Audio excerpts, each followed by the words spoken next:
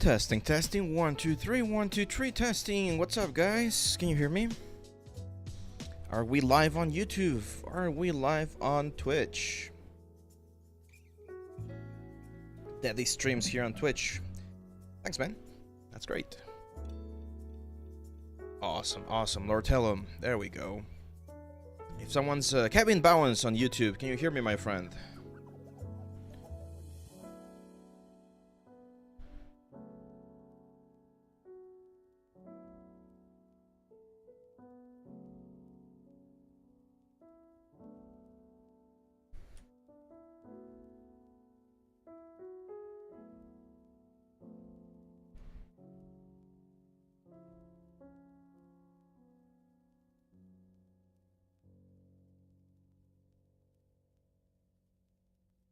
Gonna start in just a couple of minutes, guys.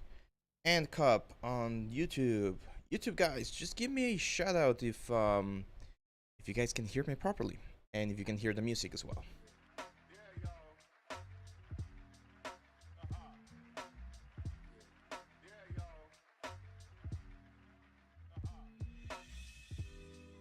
Aaron2240, what's up, man?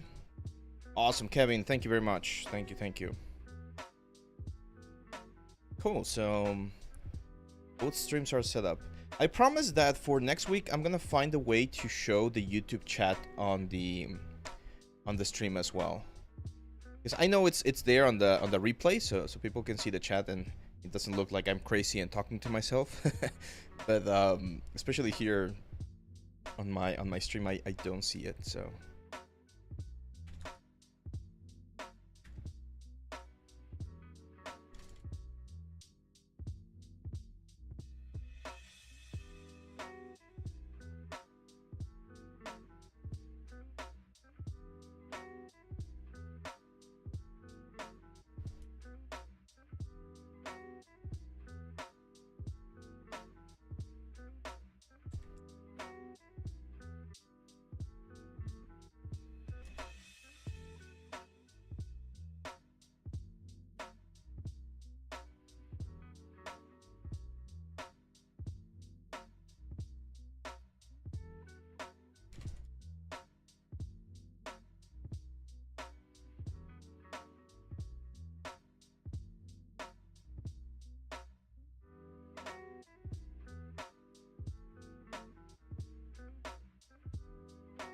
Dark Knight, Aaron, Lord Tellum. What's up, guys? Any news? Any important things this week?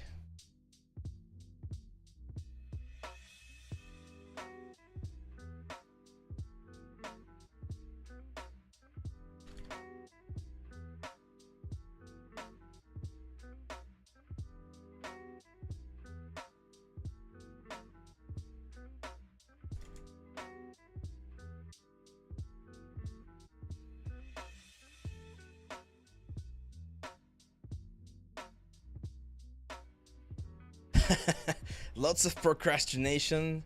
No, dude, don't procrastinate. It's not good.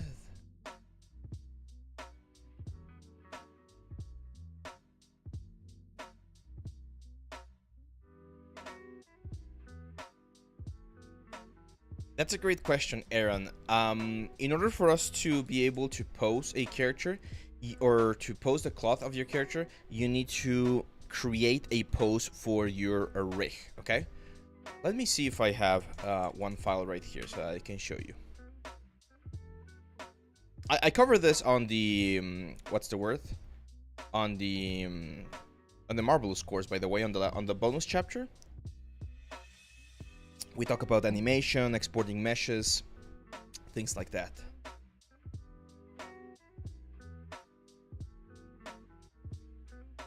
Here.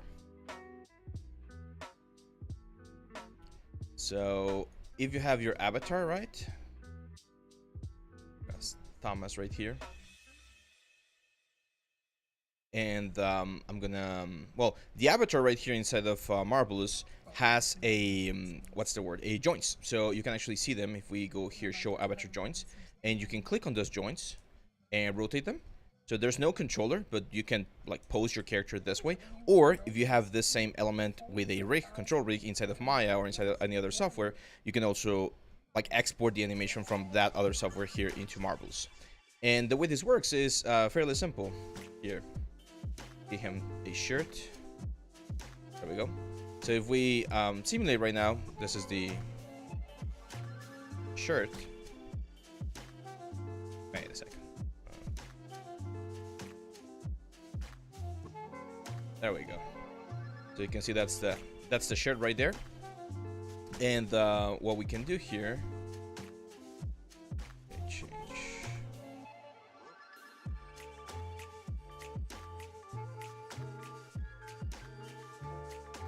I'm not sure what I changed. What am I showing? Show. There we go. So if we simulate right now, you can see the shirt right there. And there's this poses over here. So if we go here to avatar, male, there's going to be pose. And we have all of these poses like this one, running pose. So if I double click, I can pose only. And what's going to happen is the avatar is going to change and deform to the new pose of your character. Now here, you might need to do a little bit of tweaking, like in this thing right there, where the shirt is like overlapping wrongly. But yeah, that's how you do it. So you pose your character, and then you make an animation transition where the cloth adapts itself to the new sort of like to the new pose, right? So I would say it's fairly what's the word? Fairly intuitive, to be honest. I love Marvelous. It's one of my favorite softwares to do like cloths and all these things. Let's see. Failed Topology says, "Hey Ave, I probably won't be able to watch all today. Will the stream be available after it's finished, like on demand? Not immediately after. On Twitch, yes. I think on Twitch it automatically goes like live on demand. But on YouTube, it's going to be available tomorrow. Remember, we always release the live streams the day after or a couple of days after. But in this case, it's going to be tomorrow. Does Marvelous Designer work like using sewing patterns? Yeah, that's exactly how it works. So you create a sewing pattern over here. You sew this, you like connect it to all of the different pieces, and then you simulate on top of a character to generate the full garment right here. And you can do a lot of things. And that's what we cover on the what's the word? On the Marvelous Designer course. So for those of you guys that are not on the loop, this is the Introduction to Marvelous Designer course, and we make this witch or plague doctor here inside of Marvelous. I show you every single thing you need to do to recreate this one right here. The mask is also available, but this one is on live streams. We did live streams earlier this year where we did sculpting and retopology. I think the only thing that I didn't show for the mask was the texturing, but everything else, like the hat, the gloves, the cowl, the robes, the belts, the rendering even, like all of these things are inside of this course right here. So if you want to check it out, it's there on the site. Let's see. Manan Sarkedi, can I share my portfolio link? Yes and no, my friend. You can share it. You're always welcome to share it during the open submissions in our Discord channel. Right now, submissions are closed, and therefore, I won't be able to take a look at your portfolio today, but just go into the Discord, join the Discord, make sure to subscribe here on YouTube because I'm constantly reminding you guys about the portfolio review, and you're going to be able to submit for next month. All of the submissions for this month are now closed. Kevin Bowen says, question, how do UVs, retopology, texture, authoring, and texturing fit into the pipeline? What pipeline, Kevin? Can you be a little bit more specific about that?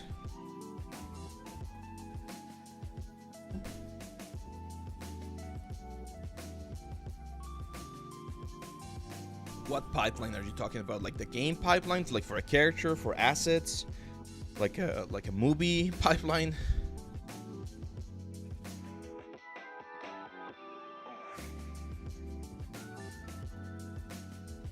Aaron 2024. So we have to redo the retopo for clots after posing? Yes and no. So you always gotta ask yourself a question, Aaron, and this is very important for any project that you're doing in life, pretty much. So what do you want to get out of the project, right? So if you're doing a project where you will be doing, I don't know, like a 3D print statue, right? And you want the character to be very dynamic and you want to have a lot of cloth and you're going to be sculpting that cloth, Of course, you don't have to do retopology. Are you going to be doing like a render for like a poster or for like just a cinematic shot or something, but it's going to be a still image? You probably don't need to retopologize because it's just going to be a single image. It doesn't have to run in real time. Are you going to be doing an animation? So does that mean that your character is going to be moving around and the cloth is going to be moving? In those cases, you usually have your cloth simulate with the animation of the character. Okay, so that would be, I would say, the pipeline that you need to think about. If you're doing it for games, then you usually won't do the clothing in post, right? Like you will do a traditional A pose or B pose for your character, and then you retopologize that. And on the game, you're not actually gonna get like dynamic clothing simulation. Nowadays, Unreal has some cool dynamic clothing simulation, but it's a slightly different process. Like old school methods, you just don't have that. You have the wrinkles and everything baked into the topology. So again, it depends a lot on what you're doing. I don't think there would be a pipeline where you would post your character and then do retopology. It would probably be before that. AFK, what's the best course for making a game character in human anatomy? That's a great question. Right now, my ZBrush stylized course is really good to learn about like the general anatomy, but I'm working on an anatomy course right now. This week was actually very good progress on that one. So that one's gonna be coming out soon. It's only gonna be the high poly, but we're probably gonna be doing a a sort of like secondary like course for that one, where we're gonna be doing a quick retopology and then texturing. So, but yeah, like the softwares that you probably want to have are ZBrush, Blender or Maya, and Substance Painter. So I got courses for all of those inside of my site as well. Heaven Shifu, not now, my friend. Unfortunately, we already closed the submissions for this month, but you're welcome to join the Discord and wait for the opening of next month. You guys gotta be on point with that. We cannot accept as many submissions because then we would never end. And then Kevin was asking about the 3D pipeline. So usually, Kevin, you're gonna be doing something called the modeling and sculpting part, like the high poly, low poly thing. And after you finish your high poly, you do the retopology or your low poly. This is for games.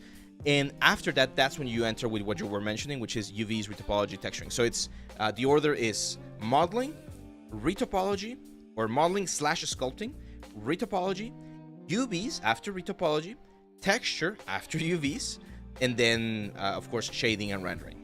That will be like the usual order.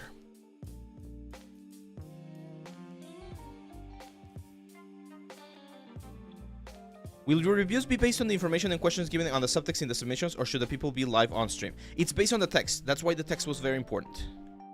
So if you have some text there, I will be answering the questions on that text.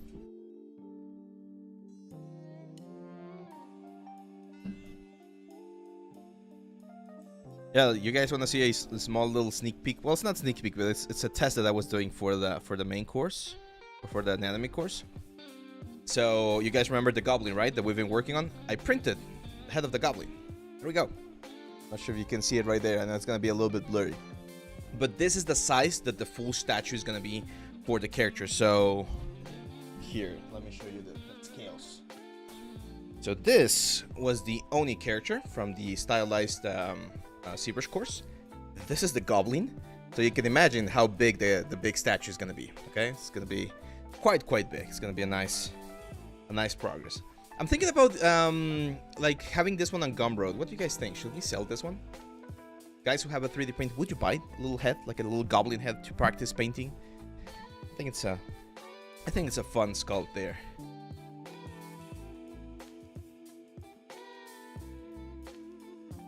Can you recommend some good tutorials for importing and presenting characters in Unreal? Okay, I'm gonna give you a good one here, my friend, and I'm only doing this because I don't want to be petty.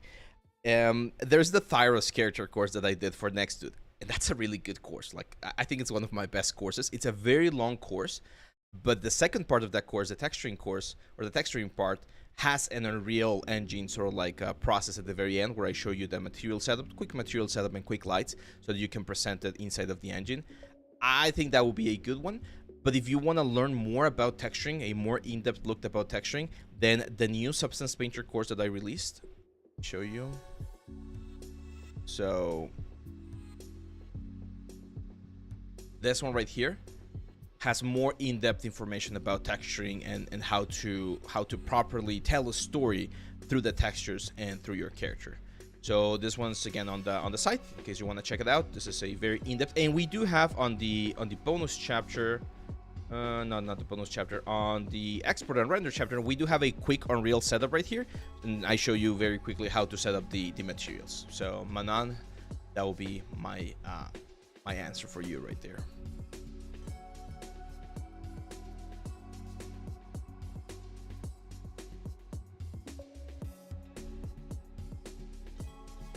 Yeah, there's a bunch of sources failed topology. And that's one of the things that I always tell you guys. Like, this is one of the amazing things of living at the time that we're living right now. The amount of information that's out there is amazing, amazing. So get as much reference as you can, learn from as many people as you can, and you're gonna have a great time. Have you seen Blender org rigs? How do you even learn to make such complex rigs? I haven't seen those specific one, Phantom, but I've seen some very complex rigs inside of Maya. And the best way I can explain how to approach something like that is by thinking modularly, okay? So at the end of the day, a rig, if you want to simplify what a rig is the way an animator can interact with a model to get the kind of actions or movements that they're looking for, okay? So you can like split this in a very simple way. Imagine you are doing like a rig for like an iguana, right? And you have the tail of the iguana. A very simple tail, or a very simple rig for the tail, would be a traditional FK rig, where you just have one bone after the other, and all of those bones together, they move the curve of the iguana's tail. But then if you want to have a little bit more, you know, dynamism, you could do an inverse, or like an inverse kinematic controlled by a curve, similar to what we have on the spine on the human body, and that's going to give you a different kind of organic look. So that's a second system that's built on top of the first system. And then a next system could be like a stretchy system, where you can stretch the tail, kind of like Mr. Elastic from the Fantastic Four, and it allows you to, again, like deform and get a more cartoony feel to the whole thing. You could then have another system that by using, I don't know, things like set-driven keys and things like that, it curls the tail. So all of those things that I'm like telling you about are things that you can think of and implement on your rigs, but it will all depend on the kind of production that you're going to do. So if your character is not going to need a stretchy tail, you don't need to implement a stretchy system on the rig. You can just keep a traditional forward kinematic system, and that's fine. So if you understand that, a rig is nothing more than a bunch of systems laid out on top of each other, it becomes a little bit easier to understand what kind of stuff we're looking for, or how to build your own rig. Of course, you need to understand how constraints work, how bones work, how skin works, and things like that. It's complex. I'm not saying it's easy, but it's one of those things that it's very like layered approach. So if you work on those layers, you're gonna have a better like understanding and a cleaner like rig construction process. Lord Telom is asking, once I finish the character course, would you recommend the marbles or the substance course after? If you're doing the Oni course, I would say substance first, because Marvelous is really good. Like, I love Marvelous. It's an amazing software, but I don't use it as much as I use Substance. So as sort of like the core foundation softwares that you should have as an artist, I would say you need your modeling application, which could be Maya or Blender. You need your sculpting application, which ZBrush right now is the king, and you need your texturing application, which in this case is Substance Painter. I would say learn those three first, like at a good level, and then you can start specializing and be like, okay, I'm gonna be doing a lot of clothed characters. Well, Marvelous is definitely the way to go. Or I'm gonna be doing a lot of hand-painted stuff. Well, you're probably gonna need to learn 3D code. So again, depending on the kind of like approach you want to have for your characters, you're gonna need to learn specific types of softwares. Pale Topology says, how's the best way I can reach you for feedback on a current whip project for a character? Should I use a Discord channel? Just send me a DM on Discord. Send me a DM. You can also post it on the help channel or on the whips channel and tag me, whichever one you prefer. Now, if you want a private lesson or a private one-on-one mentorship program with me, I also have that available. You can send me a message and I'll send you the details about the program. I have very few slots left though. I think I only have like 1 or 2 more people that I can fit in right now on the schedule.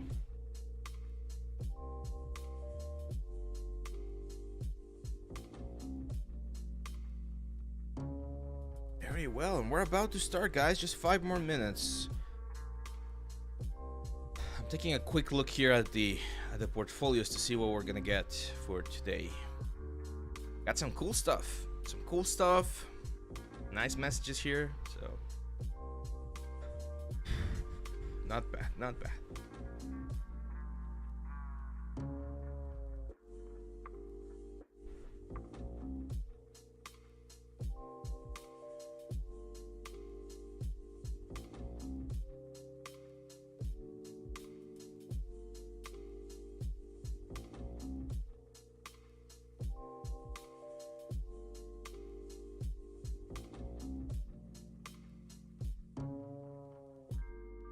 Yeah, Gotham, if you managed to submit before the closing time, which was, I think, yesterday, I will be going over your portfolio during today's portfolio review. If you did not submit it or the submissions were already closed, then I'm afraid we're going to have to wait for next month's portfolio review, okay?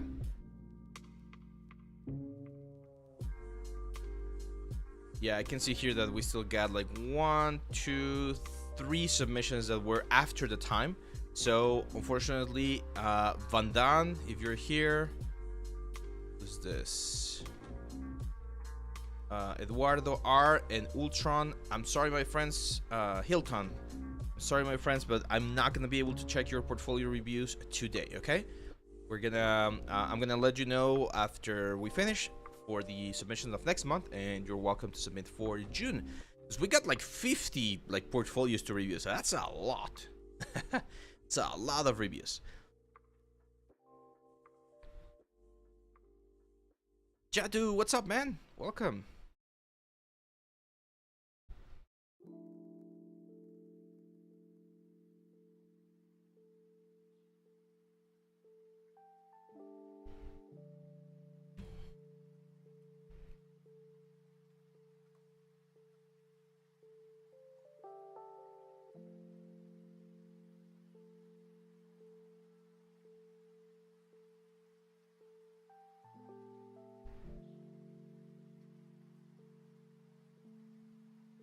Roger, hello, my friend. Too late. Hey there. Hello.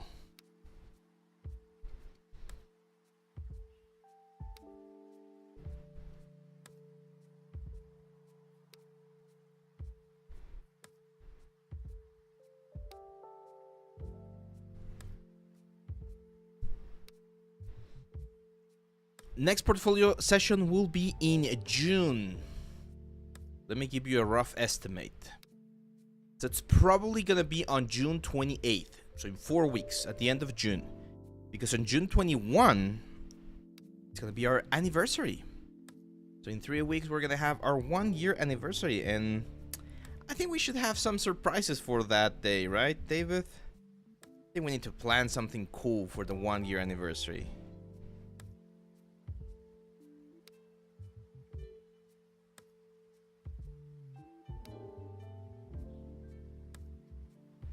Kyoshun, what's up, man? Welcome.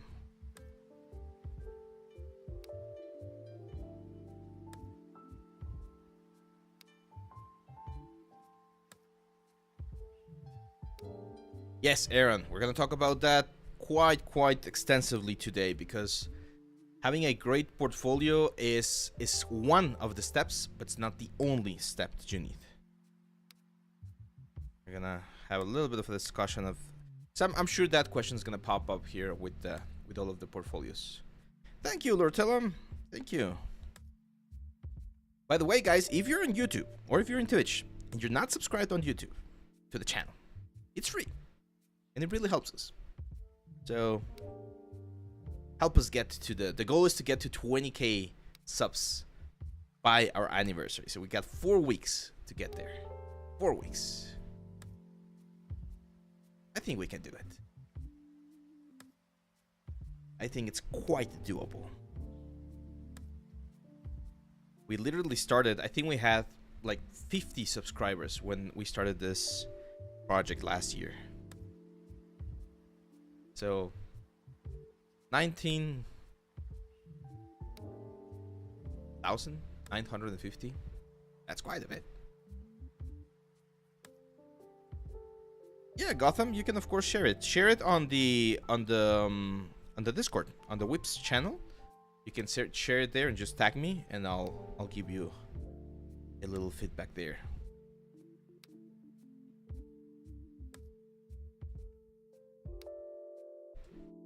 Yeah, right? Yeah, we were very worried when we had those 50 subs. It was like, oh man, is this gonna work? Is this not gonna work?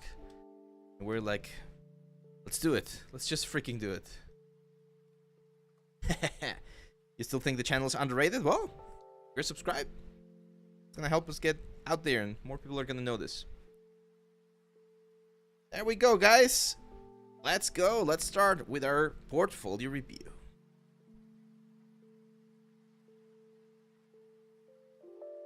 Hello, everyone. Let's go full screen. Hello, everyone, and welcome to today's portfolio review. Today is May 31st, 2024, and we got a bunch of portfolios for today. A bunch of them. There's a lot of them right here. Today, we're going to go through all of them, and before we start, there's a couple of things I want to mention. First of all, the main reason of this type of streams, which I've been doing for a while now, is to give you guys a little bit of insight of what people on the industry, recruiters, art directors, people who have been like doing work for a couple of years are looking for in your portfolios, like what kind of stuff they see in them and how you can fix them, right?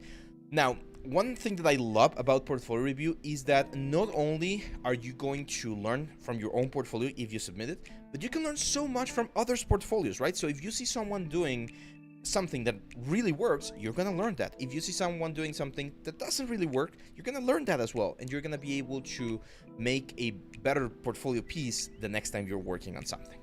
So yeah, that's it. What I'm gonna do now is we are going to jump straight into the this one right here. We're going to jump straight into our post, which is this one right here. I don't know why this thing, can we pop this up?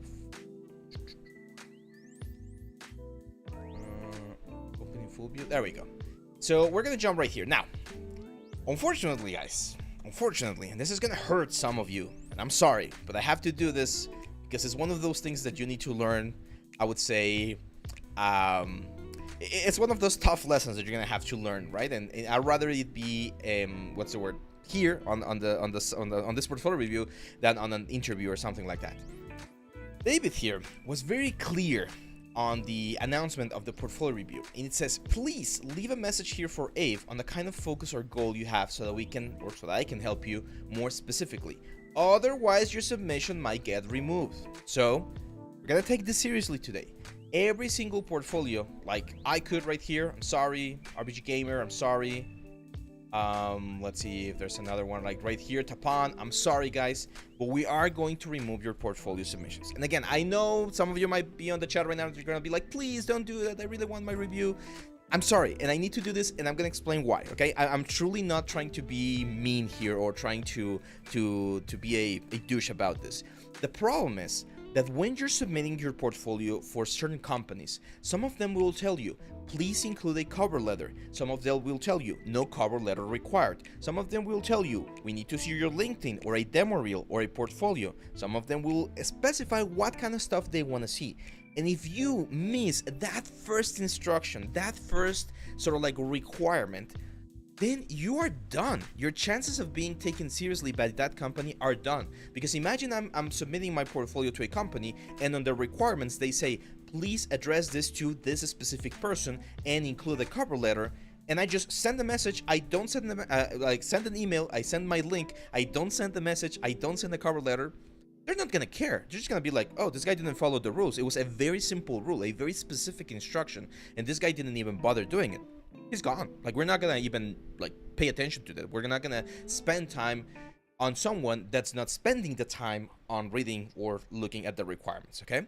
Same thing for an interview. If you're like scheduled for an interview and they tell you, please bring in a, I don't know, like a copy or hard copy of your resume, and you go into the interview and you don't have the hard copy, you look really bad because it was a very simple instructions that they were giving you, and you did not fulfill the instruction. Like, I'm not asking you here to I don't know, like have a specific format and include a specific amount of words or anything, right? I'm just telling you, just leave me a message, a question, so that I know how to help you. And if you couldn't read the message to do that, then I'm sorry, okay? We're not gonna be able to do it today. However, don't worry, you're not banned. I'm not gonna kick you or anything. I'm just gonna tell you, hey, please follow the instructions for next time and submit it on our next portfolio review, okay? I hope that's clear. And again, I hope that's clear because I want to help you guys. I want to give you the most like reasonable tools for your success as a professional artist, and following instructions is one of those tools that you need to learn. So yeah, there we go. We're gonna start today then with Fernando Alvaro. It says here, hello, I'm Fernando and want to be more professional in my portfolio. I would like to work in a video game company as a prop artist. Let's take a look. Let me just switch this to my other browser. There we go.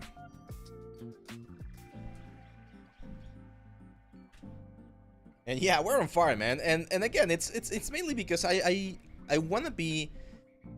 I've always been the kind of guy that is on the first part of your 3D journey, right? Like, people learn the basics with me most of the time. Beginners have always been sort of like my focus on teaching them the basics of the 3D world. But there comes a point where I do need to be a little bit more firm and stop sugarcoating or taking care of you in that way. Like, remove the training wheels from your bike and you're gonna fall. So some of you guys, the ones that submitted the portfolio without the message, today, this was your small fall, okay? Again, it's no problem. I will review your portfolio next time, but you need to learn your lesson. Follow instructions. There we go. So, have I done a video on trim sheets? Not yet, Ideal Ronnie. Not yet. Okay, so let's take a look here. Alvaro, right? Yeah, Fernando Alvaro. So, Fernando, the first thing that I see right here is that we don't have a really, like, complex element. I would like to know if you're here on the chat, or if you want to, like, send me a message, how long have you been doing 3D for? Because most of the stuff that I see right here looks a little bit on the early stages of your 3D journey. Like, for instance, this guns right here, I understand what you were going for. This sort of like maybe Borderlands style or something like that, but unfortunately the texturing looks very odd, very dirty, and even the modeling looks very blocky. I'm willing to bet that there's a lot of angles on the wireframe of these elements, and this was 2 months ago. So if you're still on the beginning stages of their 3D journey, what I need you to do, what I need you to focus on, is on starting to produce a more high quality product for your stuff, okay? So like this battle cycles or sickles, they look okay. I could see them on like an indie game and stuff like that, but immediately here with the wireframe, this is way too much, like a ridiculous amount of wireframe for a game weapon. And you did mention on your message that you wanted to be a game prop artist, right? So optimization, retopology is one of those things that you're gonna need. Like these ropes right here, there's no need for those ropes to exist in the real world, like on real geometry. You can bake those down into a texture and generate a nice result. We got a message here, says, hi, I'm a think tank student and I would be nice to get some feedback on my rookie's entry for my term. Where should we do the submission for the review? The submissions are closed right now, ADX 98, but if you want, you can submit for next month, for June, okay? We normally open the submissions at the beginning or at the start of the month, and we have the submissions open for a long time, 2 or 3 weeks, so that you guys can submit, and then we have the review. So in this case, you missed the deadline a little bit here with us, but don't worry. If you want to submit, just join our Discord channel, and the submissions are going to be open for next month.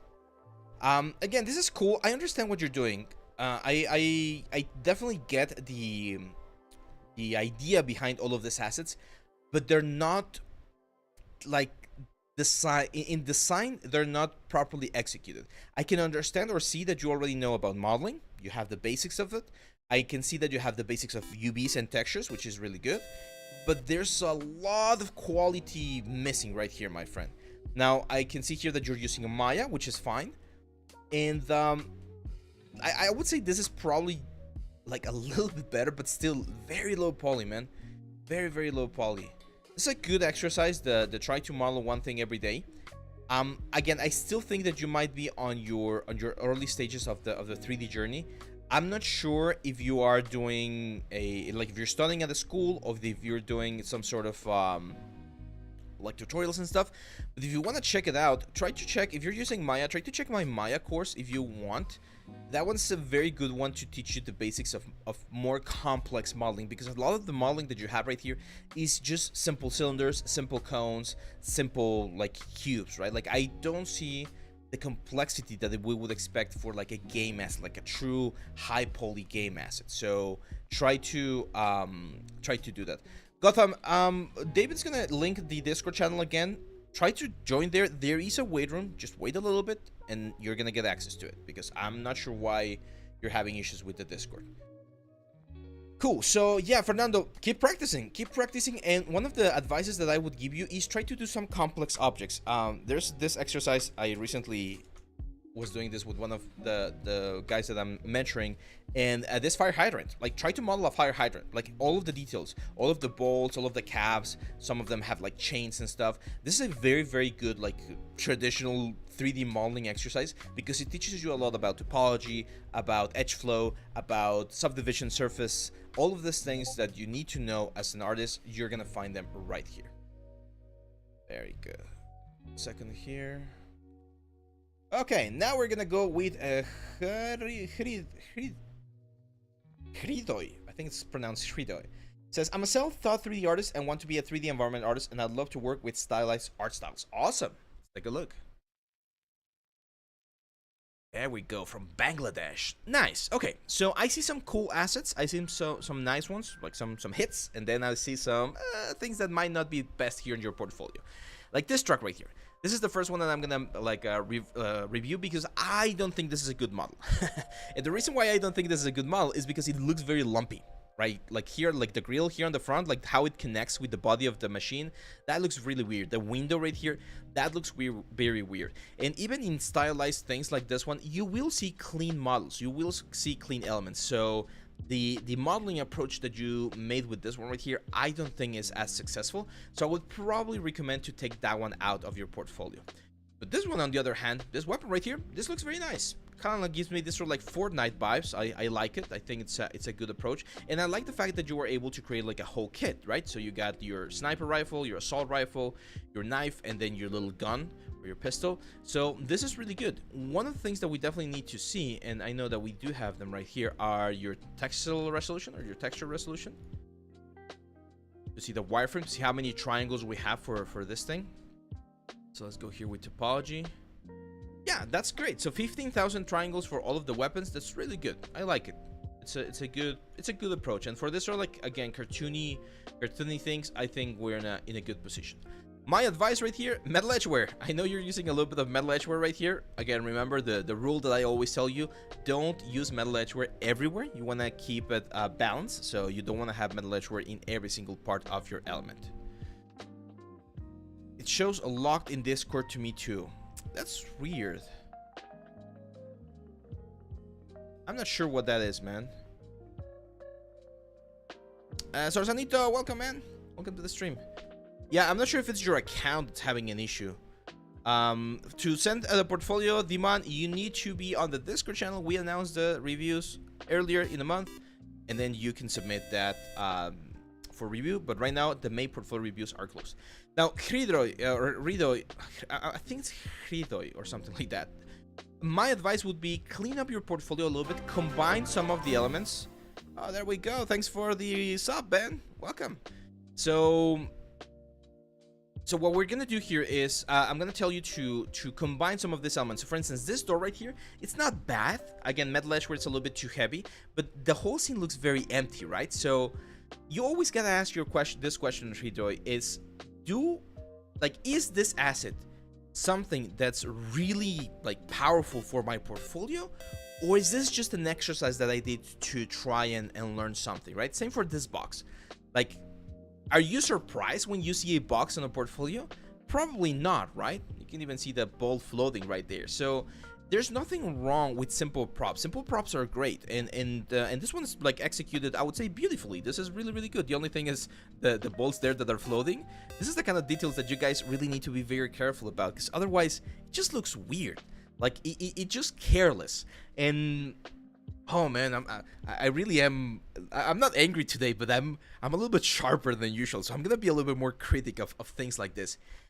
Like, why are you taking the time to upload so many pictures here, preparing the whole thing, explaining this? Because I know it took you at least 10-20 minutes to like create this element, and it's difficult for me to believe that you did not notice that the bolts were floating right there and right there, right? So as a recruiter, as an art director, when you see this thing, you're like, why did you not spend just 30 extra seconds to prove, right, to really go over your stuff and be like, is there anything that's completely horrible? Because I know there's always going to be details, like someone could be like, oh, the bake here could have been better, or maybe the gap right here, it's a little bit too big. I understand, those are fine, like those, there's always time constraints and things like that. But this is, I would say, a almost, and I don't want to sound like hyperbolic, but almost a catastrophic mistake, right? Like, why are we having this bolts floating right there? It just doesn't make any sense.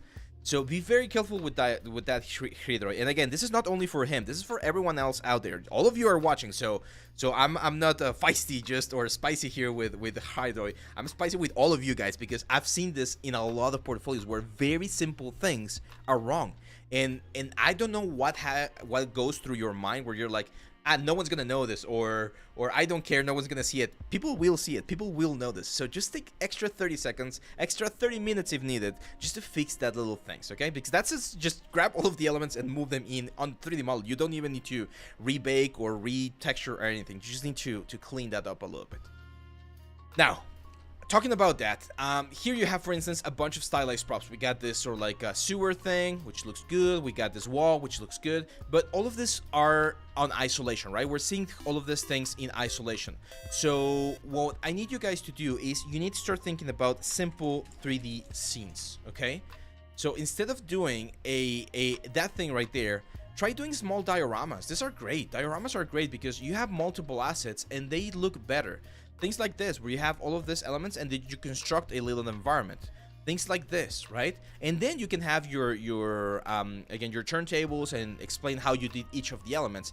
But to me, again, as an art director, my students after their like third class can't do this, and this is not to demerit your work, my friend. It's such simple asset. This is such a simple asset, and I know that you can do more complex assets because you have some of them right here, like the guns.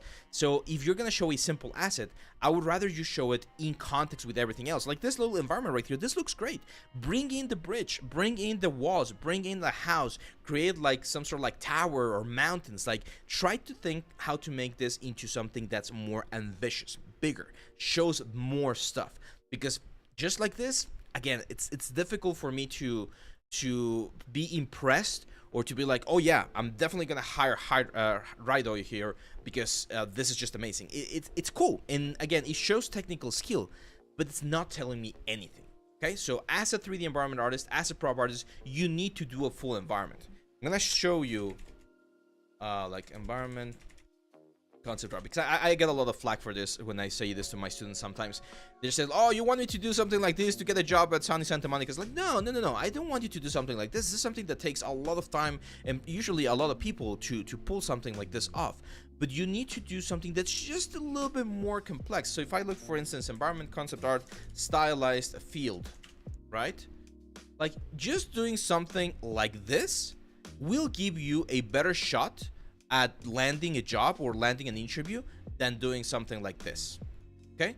And you're halfway there. Well, maybe not halfway, like 30% there, because you need to do the fence, you need to add some butterflies, you need to do that windmill and the little castle, but you already have the trees and the grass and the roads and things like that. So I don't think it's too much to ask, guys, to have more complex and bigger pieces for your portfolio and avoid having these very simple, again, scenes, okay?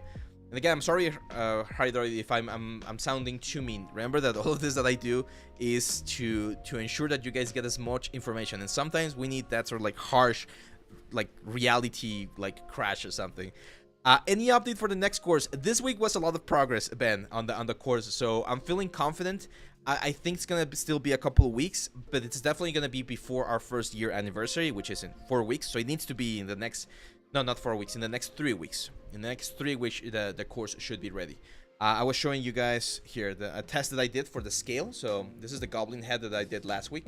And this is going to be the scale at which the final statue of the anatomy course is going to be printed at. So yeah, it's going to be quite cool. I'm quite like pumped. It's just that between recording, shorts, editing, mentorships, classes, the studio, the museum, and all of the family and things like that, it gets tricky. It gets tricky to record a lot of stuff, but it will be very, very soon. Let's see here. There's another message from Jax. Says,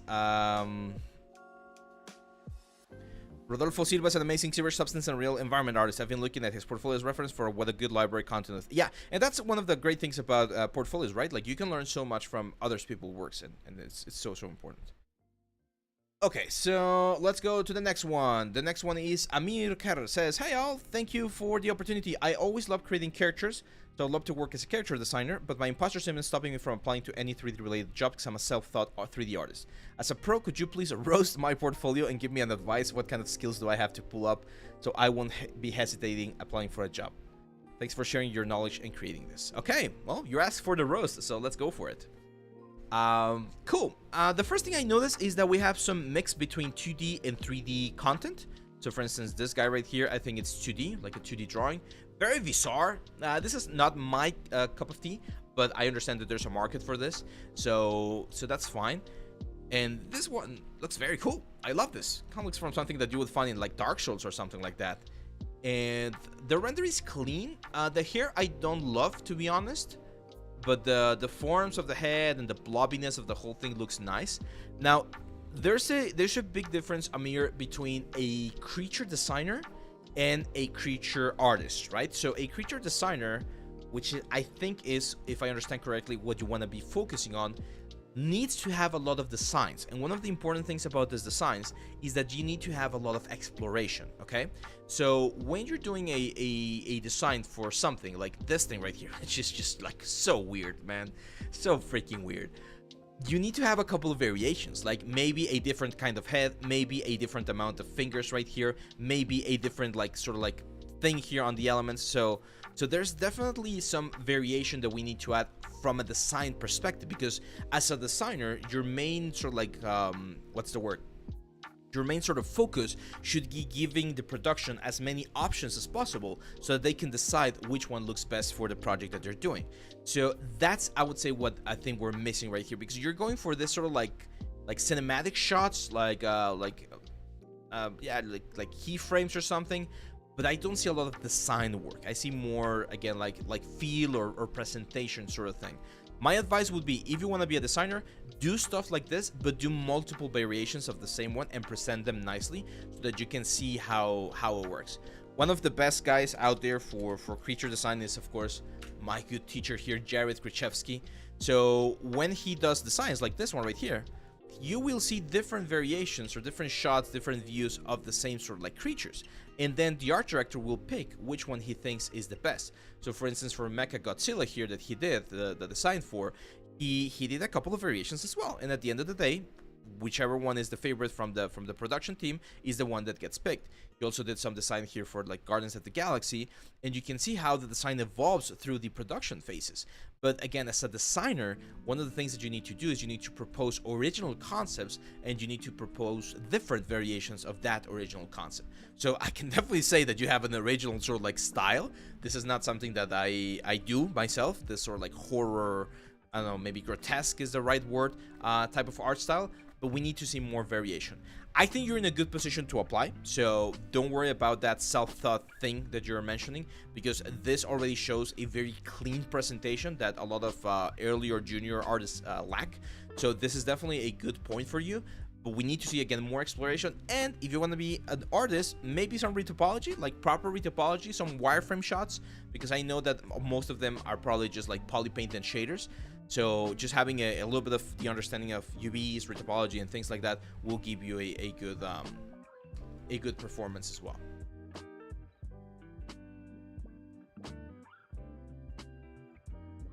The Discord, we're gonna link the Discord in just a second. Almost 100 viewers. There you go, Hudson. Thank you. So let's go with the next one. The next one is Zoe Brown. Says, hello, Ave, I'm Zoe, and I'm just about to graduate from animation degree in the UK. I have taken many of your courses and they have been great to learn a lot, so thank you. Thank you, Zoe. And my goals are to work for games or films, specifically on the environment and prop design. I'm just at the start of my CG journey, but looking forward to learning much more. Yeah, I can see this one right here. That's Thyros. Nice, nice. Is this one from the ZBrush class? It kind of looks from the ZBrush class, but I'm not sure. Okay, so Zoe, one of the things that you mentioned here on your message is that you're doing animation degree. And this is weird because there's a lot of schools out there that teach the animation degree and they don't teach animation. They teach things like modeling and sculpting and things like that. So that's always weird to me about the elements. Where can I get your wallpaper? I can send it to you, or I can send it in Discord, man. I don't have it. That one I did for myself. It's kind of like motivation for me, but I can send it to you. So games or films? Okay, so games and films are quite different, so because of the processes that we do for optimization.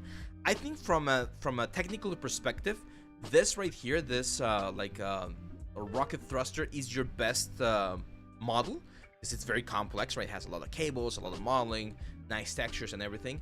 This is a really good one. I will definitely keep this one. I love this little animation here to show how it works. It does look a little bit glossy, at least from the pictures that I've seen from like the International Space Station and things like that. There's usually not as much glossiness involved. There's not a lot of varnish. So things tend to be a little bit more matte. You might want to try and change that for another project, not specifically for that one. Production stills, anybody out there? Is this something that you're doing with a full team? Kind of seems like it. So yeah, so in this particular case, or for you, I would recommend that you pick a style, because I see a lot of different styles. We have, of course, realistic with this ones, and then we have this cartoon effect right here. So you need to pick a style and start creating props or little scenes, as I was mentioning with the other portfolios, that show that style, okay? Now, again, it's a little bit difficult for me to tell what kind of stuff you like, because I see some fantasy stuff with Thyros and the skull, and then I see this one's right here. This is a huge improvement. I like this one. I like the trees and stuff like that. This is what I mean by a small scene. Although this one right here looks quite cinematic as well. It's just a matter of improving the light a little bit, okay? Because it does look a little bit on the fakey side of things. So grab or set yourself an objective, Zoe, of doing something that's gonna really get you there. And one of the easiest ways to do that is find a game that you like. Let's say, in my case, The Witcher, right? I really like The Witcher 3. So if I was a student and I really like The Witcher 3, my goal would be, I'm going to do a character, and I'm going to try to get as close as possible to the quality of characters that were on The Witcher 3. And I'm going to try to look for a concept art on the similar style of The Witcher 3, and I'm going to do research, and that's going to be my goal. Like, my one piece for my portfolio is going to be a character in the style of The Witcher 3. Okay? If you like Blizzard, if you like Riot, if you like Baldur's Gate, if you like Overwatch, if you like whatever game or film you like, grab something. Don't copy it. Don't copy the project. Just grab that as an inspiration and sort of as your benchmark of where you need to land, okay? I know the first try might not get you there. That's fine, but that needs to be sort of like your objective, because otherwise it's going to be a little bit difficult to get to that point. Sorsanito says, thank you for helping us with these streams. I really enjoyed them. You're welcome, my friend. In order to enter this review process, Janice, you need to submit your portfolio during the previous month. So May closed the submissions a couple of days ago. The submissions will be open again next week for the June review. Okay, so for the June review, you can submit in our Discord channel, and I'll go over them in the next session. Let's see. Next one. This is Too Late. Says, hi, thanks for the opportunity. Thanks for providing the amazing learning content. I'm a game design student, currently planning on doing environment art in the future. Nice, nice, nice, nice. Okay, awesome. Cool stuff, man. First thing that I see, you got some really good texture work. I like that.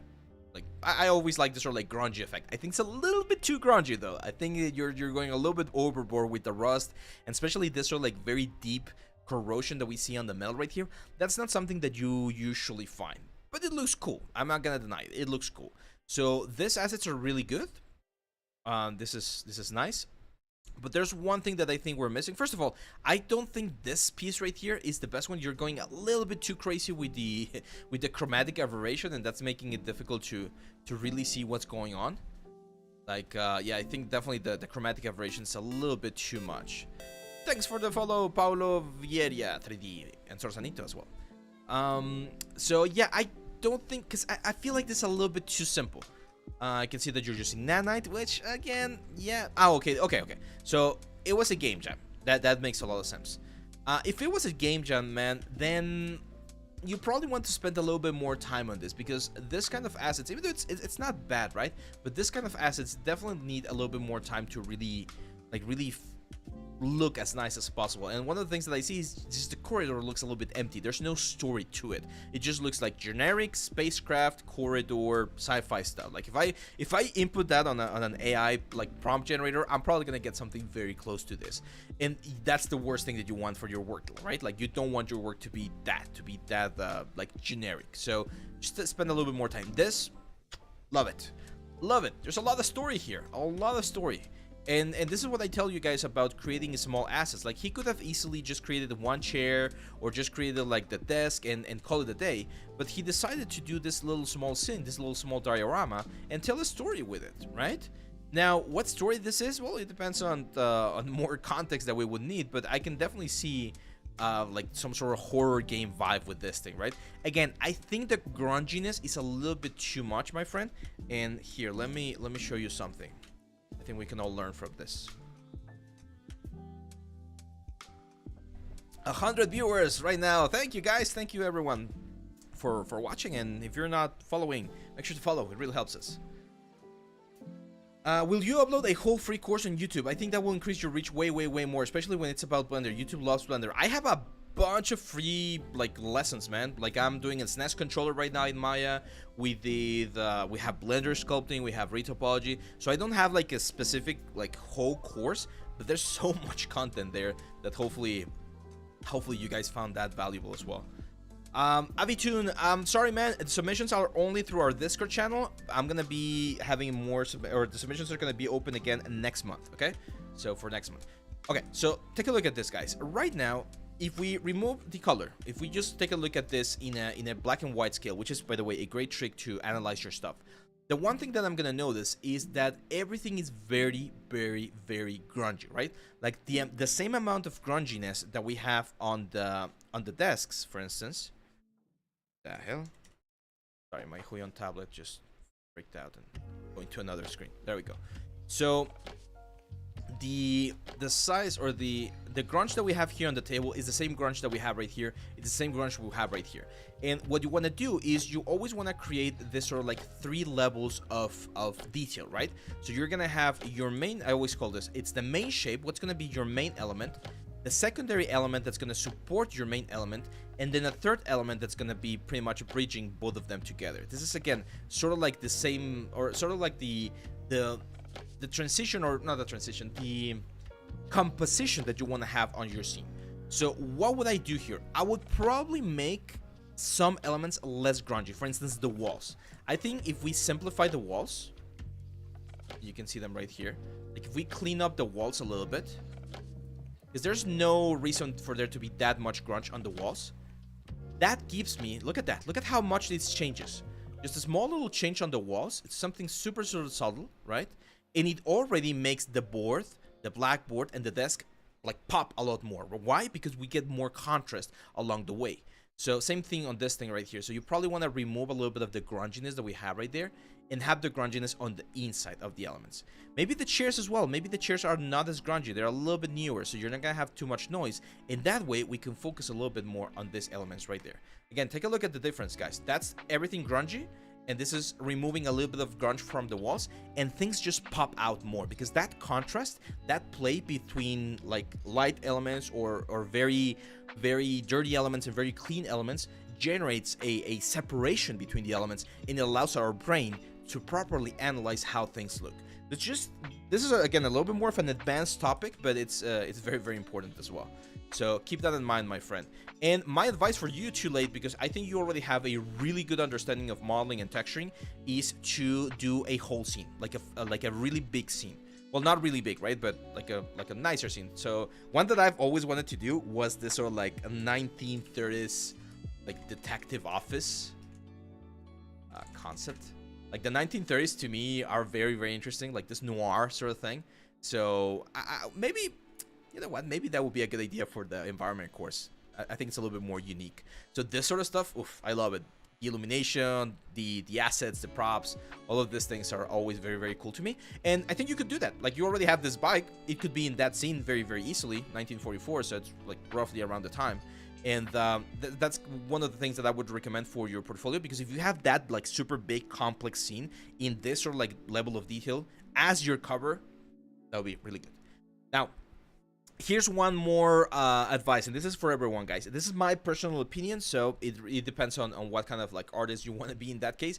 But having a nickname and no picture of yourself, like, you're just an anonymous guy on the internet. If I see a face and I see a name, then, you know, it gives more professionality to your concept. It is possible to get like a name, like there's this artist that I love. His name's Argerm, right? Stanley Leal, I think is his name. There you go. He does like this like super cool covers for comics, and he's a concept artist or an illustrator, but he's like super famous enough that he can get his own sort of like nickname, right? Like Argerm. If you're not there yet, then it's a little bit difficult for you to figure in everyone else's sort of like mind, right? So that's why I think it's a better idea to just have your name and just last name over here, and a picture of yourself so that people know who you are. But yeah, that's again my personal opinion. Will we have modular assets and real assembly in the environment course? Yes, it was definitely going to be, it's modular. We're going to go through theme sheets, optimization, tileable materials, light bakes inside of Unreal, Lumen, Nanite. So it's going to be a big one, a big course. How can you send? There you go, Sarah Morrison. David just answered your question. Yeah, exactly. Garcetti doesn't have one, but he's super famous. There's always going to be guys that are going to be super famous, but unless you're at that level, having your name is a little bit better. I think. It just makes you more visible, I would say, more professional. So now we're going to go with Odin the Asgardian. There we go. Hi, Abe. Love your works. I'm watching your Udemy courses, and sculpting is really hard. I love making melee weapons, but I need to get better. Thanks for the opportunity. Let's take a look. Okay, so same sort of like suggestion here. A picture of yourself, your real name might be a good idea. I wish there was an option to have like a nickname like tab here on ArtStation, so you have your like artistic name. Like, my real name is Abraham, right? Abraham Leal. But I hate how Abraham sounds in English, so I use the shortened version, Abe Leal. But that's, again, my personal preference. This is okay-ish, man. What I mean by okay-ish is that I like the fact that you have a bunch of things, but the first thing that I notice is that most of these things are very low poly, like very, very low poly. The only kind of game that I would see this sort of like weapons, it's probably like some sort of like a RuneScape or something. Like, this is not the quality that we see in games nowadays, okay?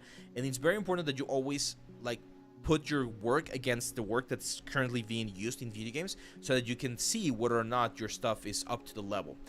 I'm not sure what softwares you're using. Blender. Okay, here's the thing, man. If you love melee weapons, just go and get the Blender course. This one will teach you how to do this like lava axe, and it's a really good course also as an introduction to Blender if you're learning the whole pipeline, because we go through modeling, texturing, sculpting, UVs, everything. We do use a little bit of Substance Painter, a little disclaimer there, because I've gotten a couple of complaints about me not saying it, even though I do say it, but it's Blender plus Substance Painter to generate more advanced weapons. You got a good start right here, but it's a matter now. It's a moment, I would say, to really up your game and start working on more advanced and high quality assets. Solid Mango says, I was just sculpting the axe today. Yeah, that's one of our that was the first course that I did with this new brand, and it's been very, it's gotten a lot of a very good reception, I would say. Benji O'Bone, thanks for the follow, man. Let's go now with Roger. Oh, we got a good message right here. Good message, I mean, there's a lot of information, so that helps me quite a bit. It says, hi, Ave. I'm a first-year student in 3D animation and VFX, and I'm excited to embark on the journey of creating my first portfolio. As someone new to this process, I'm navigating uncharted waters and could use some guidance. My goal is to showcase the exercises and projects I've completed throughout this year. However, I'm faced with the dilemma of what to include and what to leave out. Should I display every project, or should I focus solely on the most recent ones? Should I constantly update my portfolio, or wait till the end of the course to do it? The challenge I'm encountering lies in the presentation aspect. With a multitude of tasks and exercises demanding my attention, finding the time to craft an aesthetically pleasing portfolio has proven to be quite difficult. Is there a way to streamline this process and elevate the overall appearance of my portfolio? Thank you for your criticism and feedback. Human refine my portfolio. There you go. Okay. So, the first question, should I have everything on my portfolio? No, you should not. If the piece is not good enough for a portfolio level production, then you should not have it. And I can be very blunt and very honest with you right now. I would say about half of the pieces right here are not portfolio worthy. Like this one right here. This was just an exercise, right? And you even say it right here. First class exercise at college, first year. This is not the place for this thing, okay? This thing belongs in Instagram. This thing belongs on Twitter. This thing belongs on your Facebook page if you want. So this is something that you share with your friends like, hey guys, look, I'm learning ZBrush. But this is not something that you show to a recruiter or to an art director so they can hire you. This one's a little bit better. I like this one because you actually nailed the proportions quite nicely, and I like the stylized version of the character. However, I would still probably say wait a little bit, or at least finish the sculpting, like add the gloves, add the pants, add the bandages right there, so that it looks more like a finished character, even if it's just here inside of ZBrush. Now, very quick, well, not very quick, but it's just like jump straight to me. You're missing your elbow, man. The elbow is missing right here, and that's a very, very important feature. So this is a great deltoid right here. That's the tricep right there. That's great. That's the bicep right there. That's great. But the tricep, both the long head and the short head of the tricep, they combine themselves and they create a tendon that goes towards the elbow right here. This muscle that you're adding on this area right there, that doesn't exist. Okay, so we need to simplify it a little bit right there. What you're going to see is the elbow is going to push out right around there. Okay? It's just a small anatomy, like nitpick right there, but you can even see it here. It's missing. Like, where the hell is the elbow? Or maybe that like high point that you added there was your elbow. Like if you intended that high point to be the elbow, that's fine. But then what you're missing there is again the tendon of the tricep going into that element right there. Okay, so just a small nitpick right there. Yeah, so again, I will try to finish the characters, and I'm gonna show you one more thing that you can do for the what's the idea for the thing. I like the banner. Yeah, that's a fun banner. This Luigi is really good. Like this one's really good. This is exactly what I'm talking about, like a full environment that's really nice. And I think you did a good job. Like this is quite nice. Now, one very important thing for this character. There we go. We have it. Awesome. So this is really, really good. You did manage to include the wireframe, which is always very, very, very important. Nice texture. I think the jeans are a little bit shiny. That's just a small nitpick. Nice work here on this one. Yeah, this is by far your best work, man. And I love the fact that this is a fine art, and it looks like really, really close to the one that's in there. Careful with your symmetry lines. There's a couple of edges right there that are really close, and you're getting this sort of like weird pinch. So you probably want to be a little bit careful there. But yeah, this is good, man. So my advice, take out, again, the ones that are not there yet, like this girl right here. This guy is very simple. This guy, I'll probably just keep Luigi. This is strong guy. Maybe Mushu, not sure. But you don't need to take or have everything here. Now, what's the best thing that you can do to optimize or to make the rendering process faster? This is something that I showed on the YouTube channel. Give me 1 second. I need to look for the video. So if you create something called a render scene, just like a very traditional render scene, you can do a infinite background on the back, 3-point light. I want to show you exactly the video, guys. 1 second. Around here.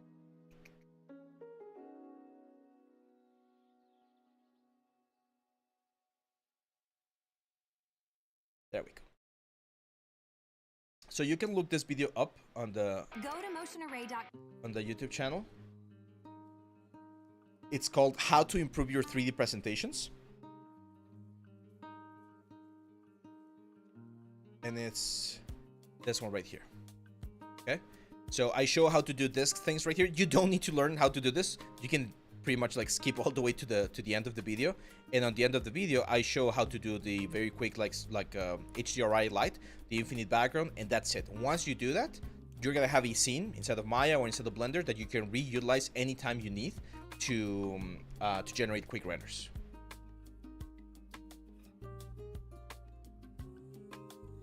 Can you remove the noise in Photoshop or any other post-production software? What noise, man? The noise from an image, from like a render image? I'm not sure. I don't think there's a denoiser in Photoshop. There might be. But nowadays Blender and Maya both have denoiser, so you should be able to remove it from the render engine. Burke, what's up, man? Hello, welcome. Let's go to the next one. This one is a Farash. Copy this.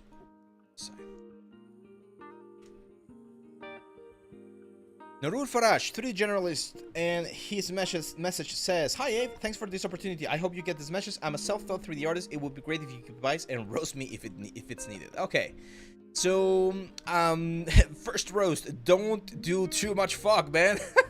You did this Batmobile and we can't even see it. It's completely obscured by the mist. So if you wanna showcase something, don't use mist. Mist is really bad for you. This is a little bit better. This is definitely a low poly version of the car. I would definitely recommend you try to improve a little bit on that construction because it looks very boxy.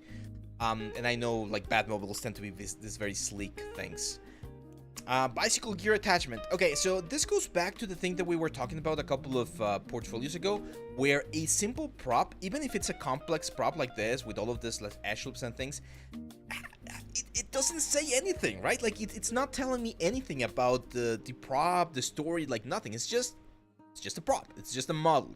And this to me looks more like an exercise than an actual product that you could sell or I don't know, like merchandise or whatever.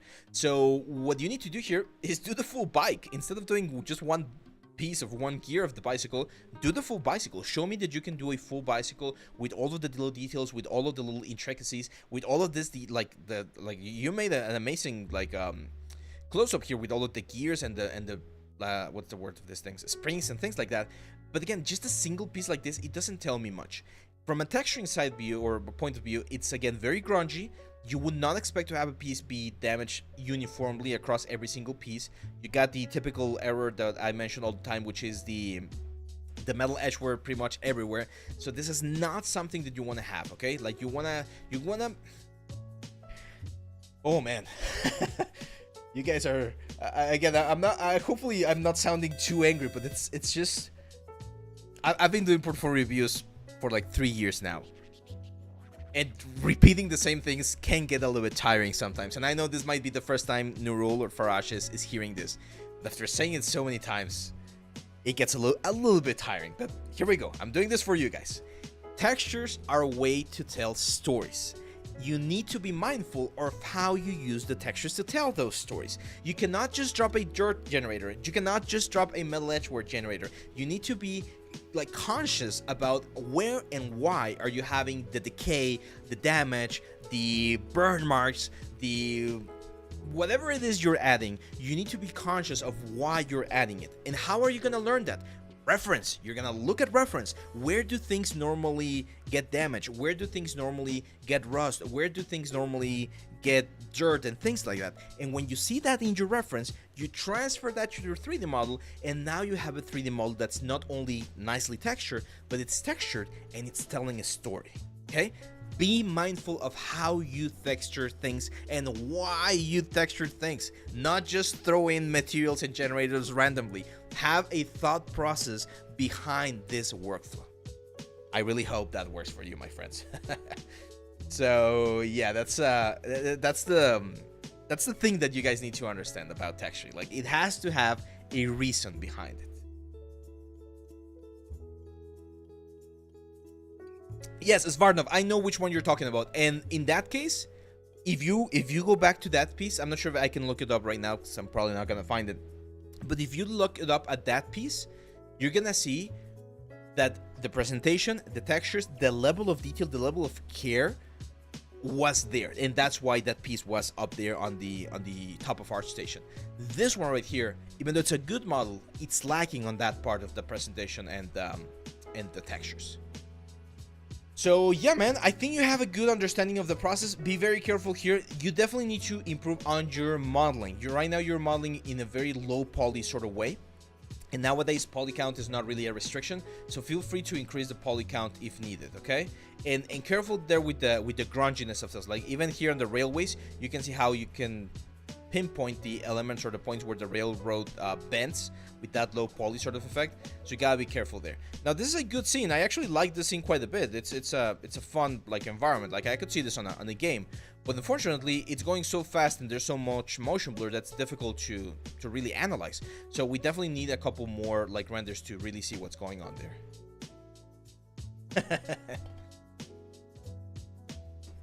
Is it okay to create, if we create just one project for store practice projects in our station and update it over time with our practice works? Yeah, it's fine. Like if you label projects test or exploration or whatever and you update there, that's fine. That's fine. Sounds like a good point to add to a story is important for characters as well. Yeah, story is important for everything, Rusba. Environments, characters, animation, everything. Let's see. The Hidden is saying, I'm super furious on job search process right now. I know industry is going through rough patch right now, but there was an opening in Ubisoft for 3D intern position, which I applied to thinking I was perfectly compatible for that position, considering I have a full pipeline workflow with industry standard softwares. Still got rejected and didn't even state the reason, but said my profile was interesting and will keep my tabs on me, which makes no sense. Yeah, again, my advice, guys, and I know this is going to sound a little bit harsh, but this is the reality of the industry.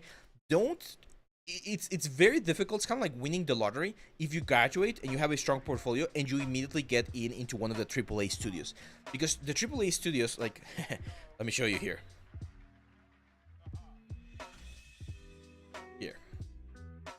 So this is a AAA studio and this is the amount of positions that they have available right now.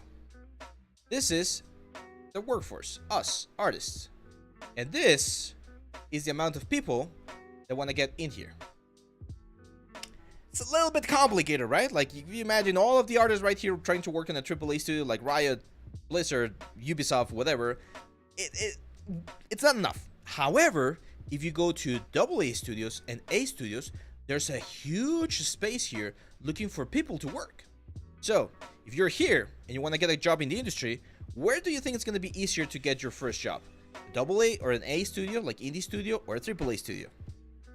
Does this make a little bit more sense now? So it might be a good idea to look up for smaller studios that might be looking for people with your specific skills, get more experience from there, and as you get more experience, now you make the jump from here to here to here. Okay, so that sort of like triangulation process, it's important to understand. Hopefully that makes a little bit of sense. So yeah, that's Farash. Did you see the new Marvel Rivals game? Yeah, I saw it. I like it. I like the style. I don't think I'm gonna play it. I don't play shooters as much, but it looks very sick. Michelle, hello. Ciao. Italy.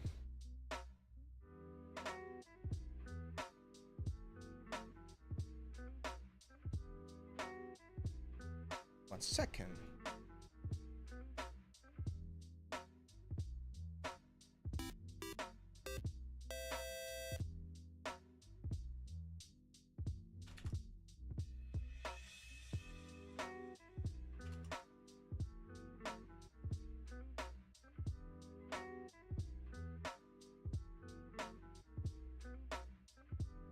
Give me 1 second. Let's see if this works, Michelle. Il mio migliore amico è italiano. Grazie a lui ho imparato un po' di italiano. Io posso parlare un po' di italiano. I understand it. Whenever I went to his house, and him and his mom would always like talk and and kind of like scream at each other in Italian, I would pick up some of the words there, here and there. Let's see. AAA work. Sometimes you see AAA. Yeah, exactly. Yeah, there's a lot of outsourced work out there, guys. And I've mentioned this before. The first studio that I ever worked at, it's called CGBot. It's in Mexico. It's in Monterrey. And they do outsource. They work for AAA games. I've seen work from them for Overwatch. I've seen like Metal Gear Solid. I think they work Fortnite. Like there's a lot of like AAA games that are working for, but they're not the main developer studio. They're an outsource company. So they do like, let's call it like secondary work. But even that secondary work can be really, really high tier as well. So there you go. Parli bene. There we go. Let's see. Let's go to the next one. This one is Hawk.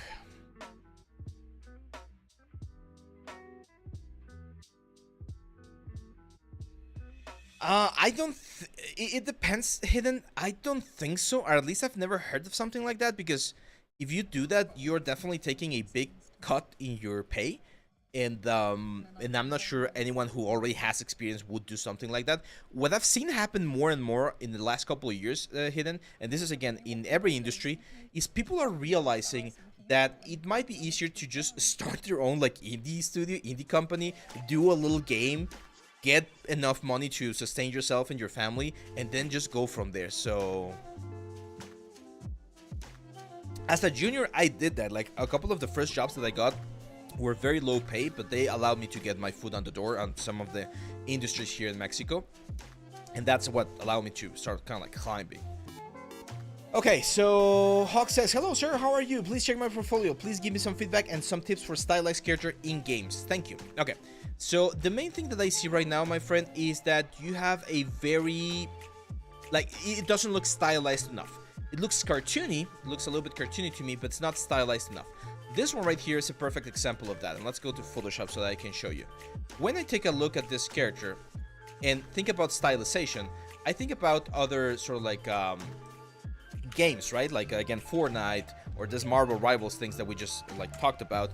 So you want to see a little bit more exaggeration on your elements. So for instance, we can like really start polishing like the cheekbones right here with a sharper sort of like effect. You're gonna see sharper shadows on the face. You're gonna see more contrast in certain areas. Okay, mouth is probably gonna be a little bit bigger, right? You can exaggerate, for instance, the chin. And this sort of like change in silhouette, I know this looks very ugly right now, it's just like an ugly paint over, but this sort of like change in silhouette can really allow you to generate something that looks a little bit more interesting, especially when seen like from afar. Like that silhouette, it's just gonna look a little bit sharper, a little bit more stylized than a more like round silhouette like what you have right there.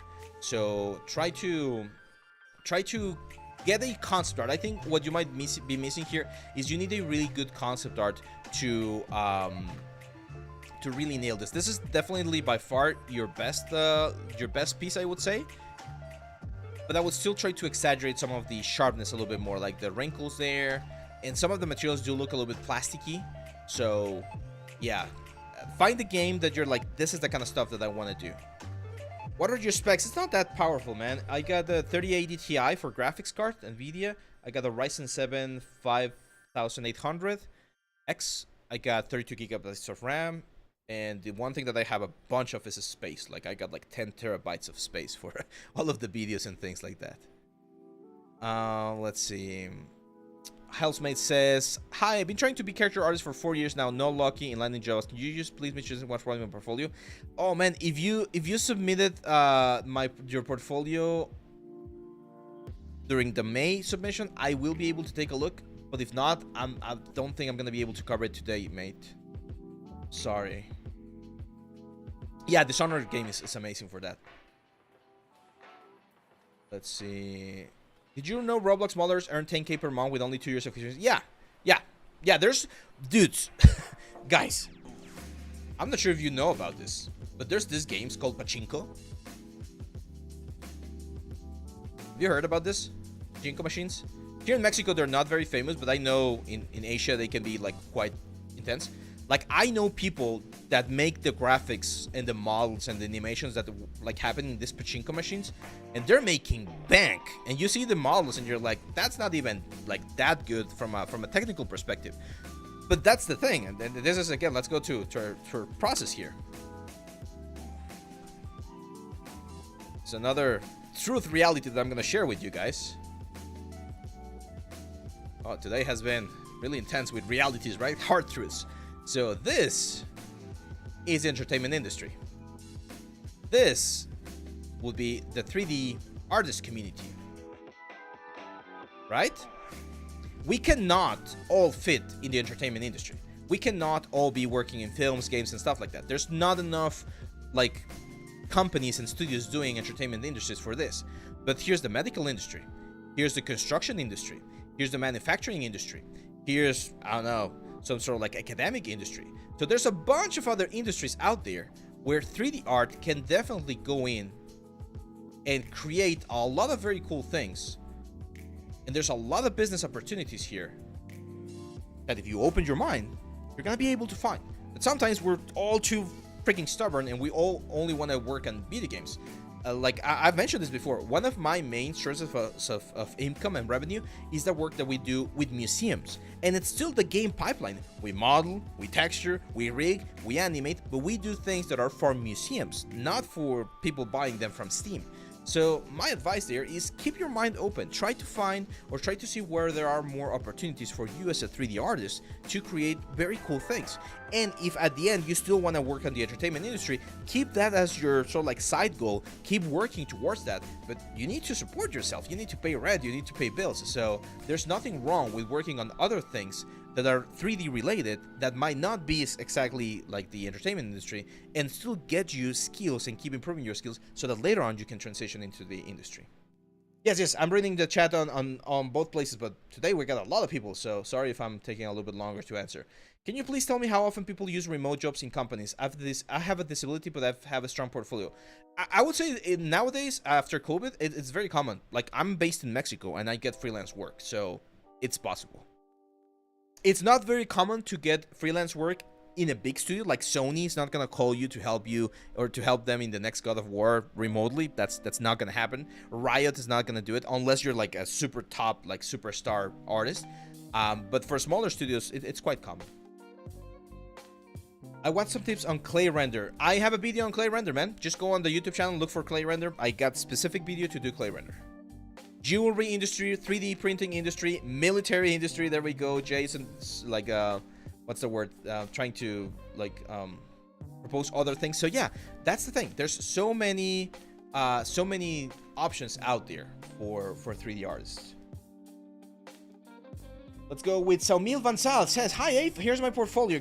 I'm currently new to Blender and I'm improving my skills as the time goes. Your feedback will be really valuable for me. Thanks." Okay. So we got a bunch of simple props. Again, simple props are not a bad idea, but at the same time, you definitely want to try to do something a little bit more complex. I would probably keep the simple props outside of your portfolio. So this keyboard right here, this compass or dirty clock right there, you're even missing like the little arms of the clock. So I would probably take those. This lamp, I know it looks good. It looks like the presentation is good, but it's not really giving me anything. This one's good. I would say this like immediately caught my attention. That's a good model, looks optimized for games. There are a couple of endguns that I'm seeing. They're not, the end of the day, like they're not gonna kill you. Actually, now that I see it, there's a bunch of endguns. So you definitely need to bake this down. It looks very good. I would, again, probably add a little bit more texture, but the endguns are definitely gonna kill you. And there's a bunch of them, so you definitely need to clean up the topology on that one. Let's see, this one's good. This classroom is nice illumination. What I would suggest with these kind of pieces, guys, is add a little bit of randomness to them. So right now, all of the desks are perfectly aligned. All of the chairs are perfectly aligned. Just like rotate them a little bit, move them a little bit, just give them a little bit more naturality to it. Even if they're like preparing this for a photo shoot, there's always going to be a little bit of changes. Same for the books right here. Like having all of the books perfectly straight all over the place, it just looks a little bit weird, okay? But other than that, I like it. I think it's a good one.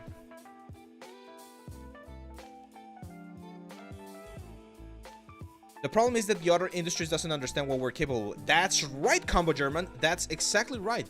But that's the great thing about it. You do know what you're capable of, right? So this is where you need to develop some of the soft skills and know how to market yourself and be like, hey, you have a restaurant. What if we make some animations for your like marketing for Facebook, for Instagram, 5-second animations, just like a hamburger running or like a splat or something.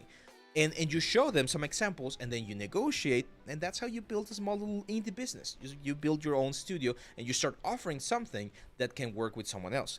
Now, if you're not strong there, This is another advice that I'm gonna give you, and this is life advice. This is not like 3D advice. If you're not good at something, but you have a skill that can be used somewhere that you know it's gonna be useful, try to find someone that is good at that stuff, like at selling, at networking, and create an alliance. Be like, hey, dude, I do 3D, I know how to do this stuff, but I don't know how to get clients. Well, I don't know 3D, but I do know how to get clients, so we'll work together and we'll find a way to make a business out of this. Okay, that's how it works. That's how the big studios work. The artists are doing art, the programmers are doing programming, the marketing team is doing marketing, and it's a whole bunch of teamwork effort to get out there. It's very difficult to do it to do it yourself. So there you go. When is the next part of building this NES controller? Probably next week, Pink Ice. Probably next week we're gonna have part 3. Yeah, that's right, Sarn here. That's how we started this little project right here. We found what we were good at, and we are now doing this. And that's the same way I'm working with my partner here in Mexico, where we do the museum things that I'm talking about. He's really good at the business side of things. I'm really good at the 3D and artistic side of things. So we make a good, like, a good team there, and we try to get the best out of both worlds. So, okay, yeah, so now as for the big ones like this one right here, you again mentioned that this is a game prop. We need to see wireframe. If we don't see wireframe, I don't believe you. And it's not that I don't believe you, Samil. It's just that it's very difficult to me to really see whether or not this would qualify as a game asset if I don't see the wireframe or the poly count, or the texture sets for that matter. Another thing that's important here, again, careful with your metal edgeware. It's everywhere. You gotta be careful there. Let's go now with Pranay. Says, hello, Abe, myself, Pranay. I'm a 3D modeling artist. I'm doing freelances for animation, jewelry, there you go, and 3D printing, there you go. 3D printing, like the little goblin right here. That's another thing that you can definitely do. So, I'm doing, it's going good. I mostly work on ZBrush, but I feel I can make models more detailed. Here's more my portfolio link. Please let me know what you think. Yeah, I mean, this is great, man. I really like it. Oh, this horse looks amazing. It's really good. That's a really good horse. Maybe the hair could use a little bit more hair. He looks a little bit bald, but I love this horse. Yeah, this is good stuff, man. I think you would benefit, like, if I could give you an advice, I would tell you to study a little bit more of traditional sculpting. There's this guy called Richard McDonald. Is this the one? Sculptor, yes. I fucking love this guy. Like, if I had, like, stupid amounts of money, I would buy all of his, like, pieces. Look at this. Look at this. It's just so freaking amazing. Look at this. So look at this guy. Okay, study this guy. Study what he does as a sculpture, how he creates all of this texture, all of this power, all of this, like, details on his elements, and try to include that in your own. Because you have a good pose, like this one right here. This looks good, but imagine if you could, like, learn a little bit of how he manages the forms and the movements of his elements and translate that into this sculpt. It will be way stronger, right? So to you, you're one of the first guys I think I'm giving this advice to you. To you, I would say look for more traditional art. Again, this guy, Richard McDonald, Rodin. Look for, of course, Da Vinci, Bernini, like the classical sculptures of old. Because if you're going to be doing a lot of digital sculpting, the best way to learn about digital sculpting is learning traditional sculpting. So there's no question about it. And if you're already making a good living doing, like, making jewelry and sculptures and things like that, go for it. That's a perfect market. That's a perfect way to make a living and again, like, create amazing sculptures like this right here. So yeah, go for that, Pranay. Good stuff. Let's see. Do you think it's good to trust the process? And I see people in Insta, TikTok making reels like 1 month of animation, 6 months of software, and I sometimes feel unsecured about it. Yeah, just trust the process, man. And here's the thing, Default. This is something that I learned from Gary Vee. Some of you guys might like him, some of you might not, but I think he has some good advice every now and then. And he says that you don't know the guy. So he might be a freaking ace at doing Blender animations and productions, but he might be alone. Right? He might not have families or family or a support structure around his life. He might be living in a place that's very dangerous. He might be struggling with depression or other things or anxiety. So we don't know. Like, we don't know the guy, and maybe he is doing 16 hours a day of 3D work. Well, of course he's going to improve quickly in 6 months if he's doing that. But we don't know his situation. So since we don't know or don't have all of the information from others, the only thing and the best thing that you can do is just compare yourself to yourself. Like, are you doing more work? Are you improving from yourself from yesterday? And if you are, then that's it. I actually have that on my wallpaper. Someone earlier today was asking about this. I have this like quotes. I'm not sure if you can see them. I intentionally did them like softly so that everyone can see them. But it says here, just 1% every day, just 1%, but every day. So every day you need to be improving on that 1%, and you're gonna see like gains. You're gonna see improvement on your stuff. So yeah, don't worry too much about what other people are doing. Worry about what you are doing. Let's see. If any of you have a camera or HD phone, your local rapper or Airbnb singer or even car shows can benefit you. Yeah, that's right. I'm gonna give you another example, guys. Like custom 3D print. Like a character. I've seen people do a lot of 3D print of custom characters. Here's a business idea for you guys.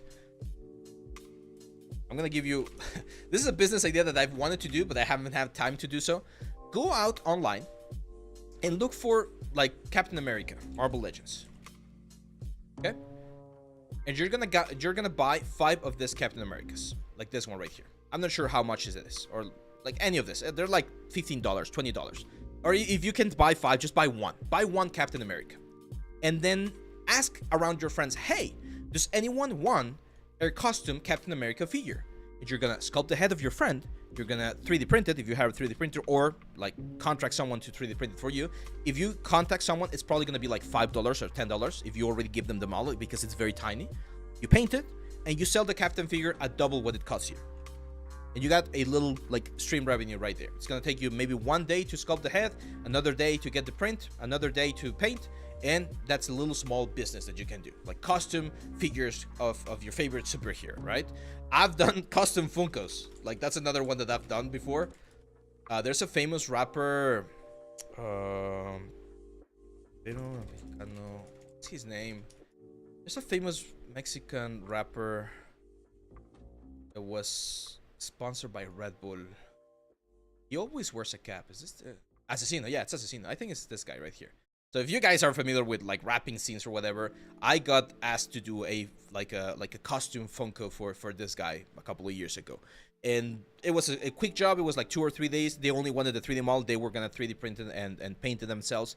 And that's it. So again, you gotta have your mind or your eyes open for those types of opportunities. Do art, create. Yeah, you guys want to see all the quotes? So we got do art, create, dream is the quote. Dare to imagine great things. It's another quote that I have right here. Set an achievable goal, very important over here. Do it for yourself and those that believe in you. Break things into small tasks. Inspire and be inspired. And this one is start. Inspiration will find you while working.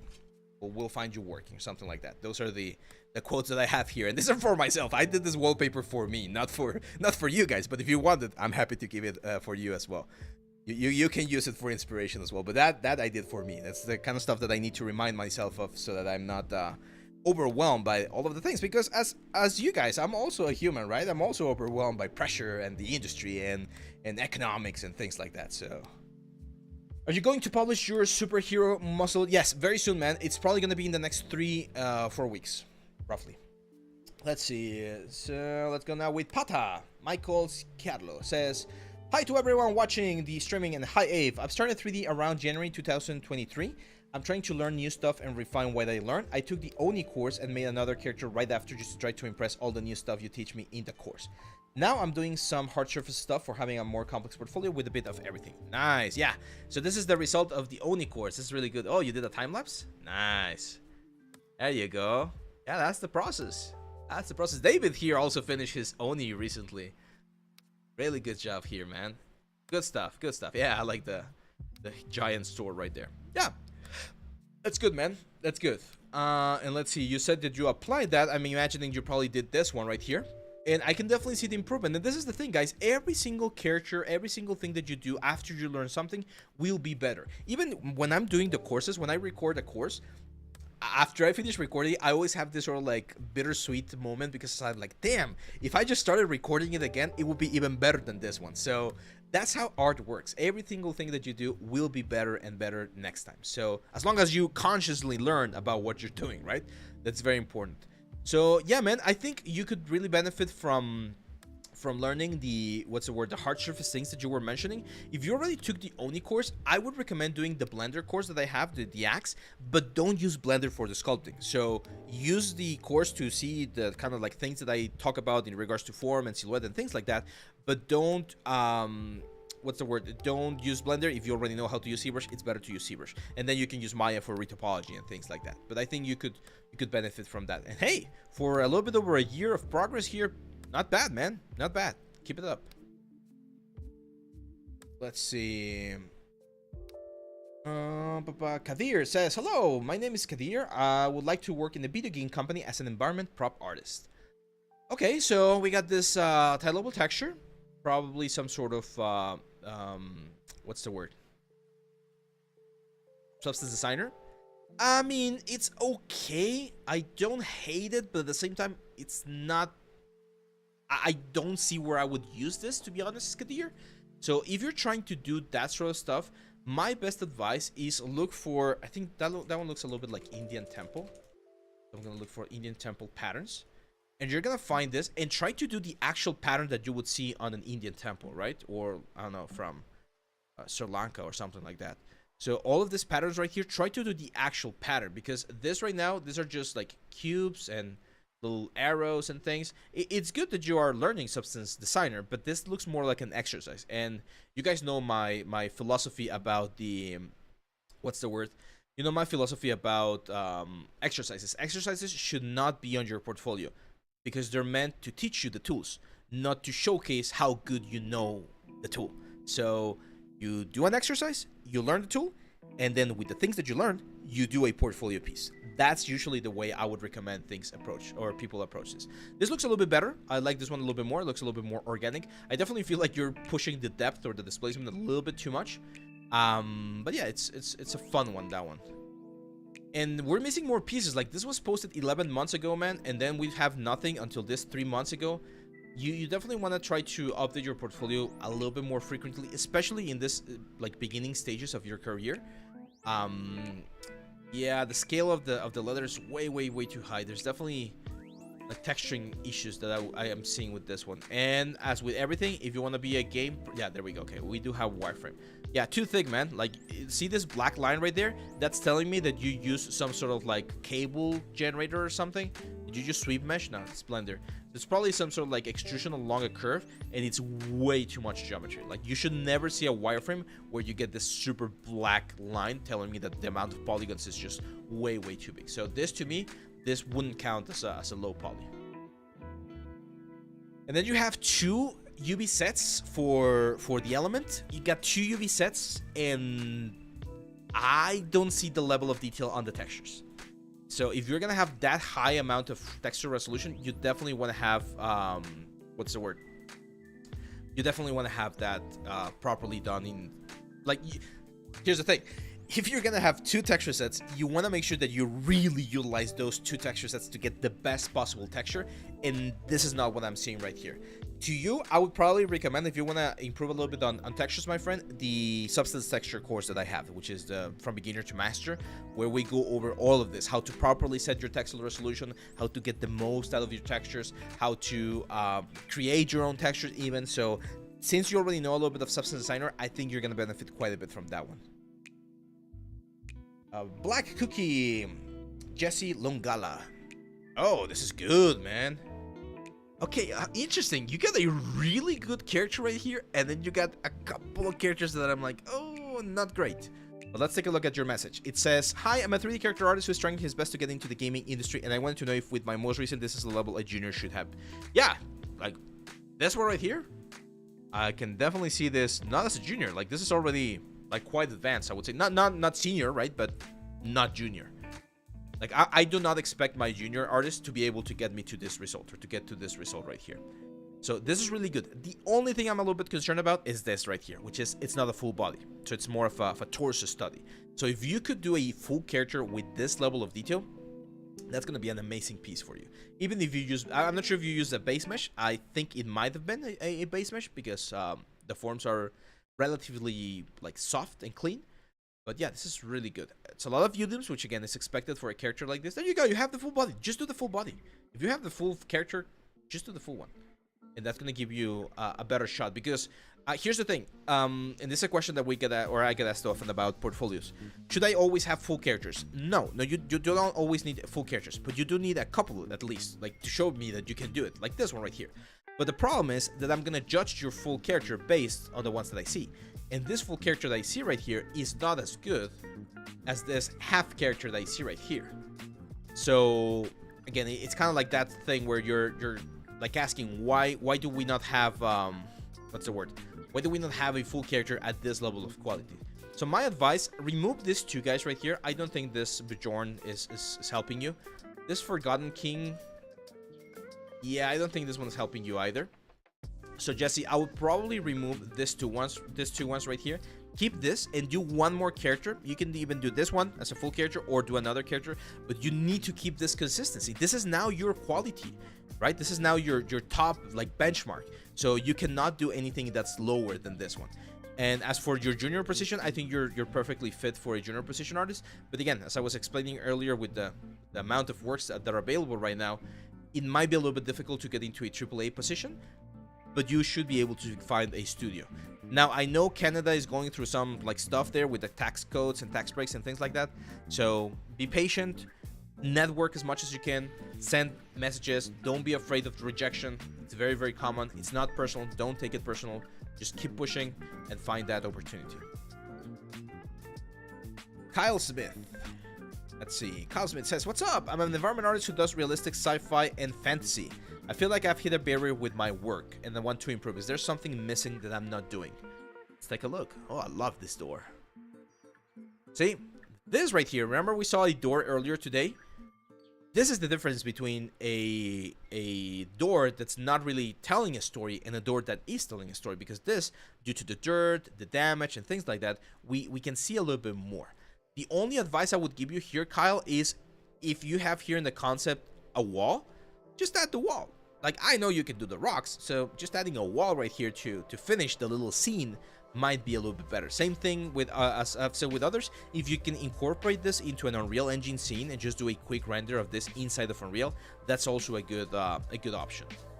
But yeah, I like that one. This is a little bit of nitpick. But you're using here your email and your name. That's fine. Just give it a little bit more format, because to me, especially, I'm not sure, this kind of looks like Times New Roman. Like, just find a font that it's like vibes more with you. Maybe a small little logo or something, just so that it doesn't look as simple, I would say. That's just, again, like a very nitpicky thing, but it could work. Oh, this one's good. I like this one. Yeah, there's a lot of detail there. We need to see wireframes as well, man. I think that's another thing that we missed on the first one. So a wireframe would definitely be useful to see how much geometry we have. So hopefully you're not just using like nanite or something. Let's see.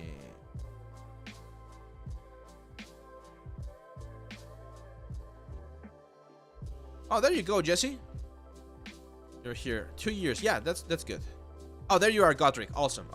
Yeah, in that case, Godric, we do need to see wireframes. Wireframes are going to be very important. This one I like. It's a little bit more modular. Now, this is again... Oh, awesome. Yeah, this is good.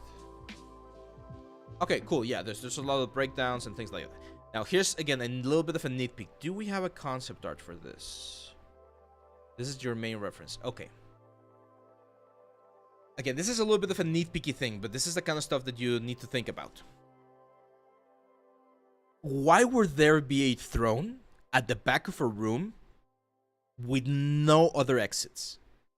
Like, if you think about, like, the strategic things right here, you have windows where an assassin could come in and kill the king. There's nowhere to run except for the front. So if someone is trying to attack the castle and you're here in the throne room, there's no other way to escape. So from an architectural point of view, this doesn't make a lot of sense because there's not a lot of story going on. Like, I don't see much stuff about this throne.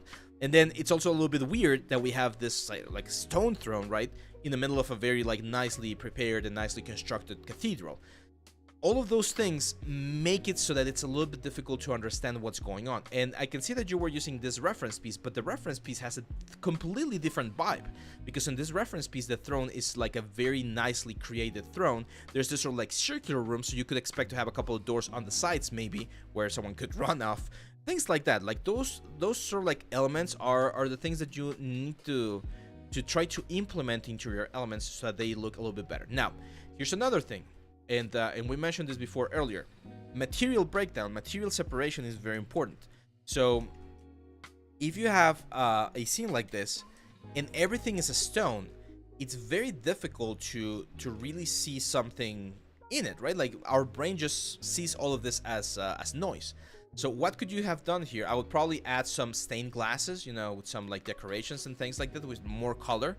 I know you were adding this sort of like golden trims. Just add a couple more golden trims in certain areas, pointing or leading us to this section right here.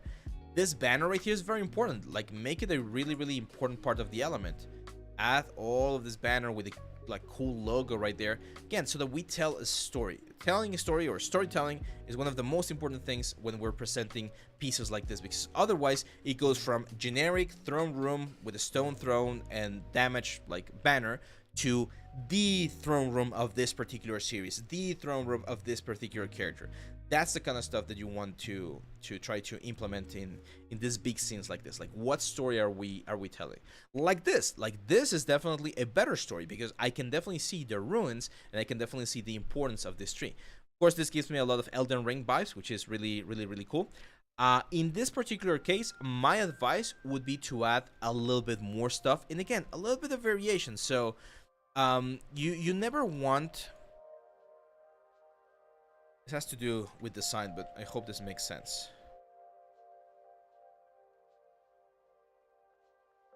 So right now, if we do a quick comparison of the proportions here, if we simplify this, we got a lot of green, a lot of green, a lot of green, and then we got the ruins, kind of like a box, right? A lot of green over here, and then we got the tree. Like this. But see how everything is kind of like compacted into this little like box right here? So from a design perspective, what you want to do is you want to break this box a little bit and be like, hey, yes, we're going to have a lot of green, forest and everything. Yes, we're going to have the ruins, but let's exaggerate the freaking tree. Let's make it like an epic freaking tree right there. So that we go from this thing that looks kind of... Because right now it looks like the ruins are kind of like protecting the tree. It's like, oh, everything's going to be fine. Don't worry. And if this tree is as special as the Earth tree or as the Elden Ring stuff, we really want to make it epic. And it's not about changing anything but proportions. It's just changing how we have the proportions. Because right now, the space that the ruins are occupying, the trees are occupying, and this main tree are occupying are the same. So they're occupying the same sort of like distribution. And what you want to have is, okay... The big distribution is my tree. That guy is going to be the big like player. And then the smaller distribution is going to be the green around it. And then the smallest distribution is just going to be the ruins to give a little bit of context to the whole scene. So see how we kind of like stagger the proportions and the storytelling of a scene by varying the composition of our scene. And we don't need to change the assets. We don't need to change the elements. We just need to change how they play with each other. Okay, this is the famous 3-2-1 that I talk about. So instead of having a square with 3 even elements, the 3-2-1 tells us that you're going to have a square, one big element, and then the second big element, like this, kind of like the Fibonacci sequence, second, and then the third one. So you need to decide which one of all of these 3 elements, the forest, the ruins, or the tree, is going to be your main element. Because it could be like a very small tree, and it's like the hope, right? It's the new seed that's gonna bring hope and light to the world. Fine, then it's gonna be small tree. But right now, the tree and the ruins are competing between each other because they have the same size. So we need to generate some variation right there. Okay? Does that make sense? Am I boring you guys? Because the chat suddenly got quiet. There we go. So yeah, that's it, Kyle. I would recommend that. And you have a sci-fi thing. For sci-fi stuff, I always recommend, again, telling a story.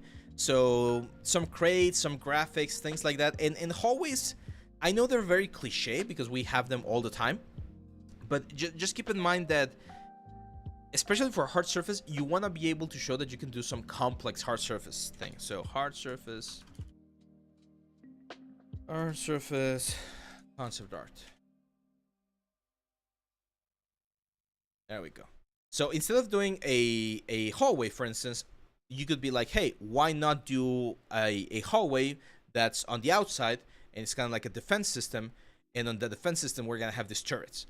Seeing one of these turrets, I know this is like quite complex. Like, it could be its own little piece. You don't need to have, what's the thing? You don't need to have the whole like environment if you already have this piece. But it could really help, right?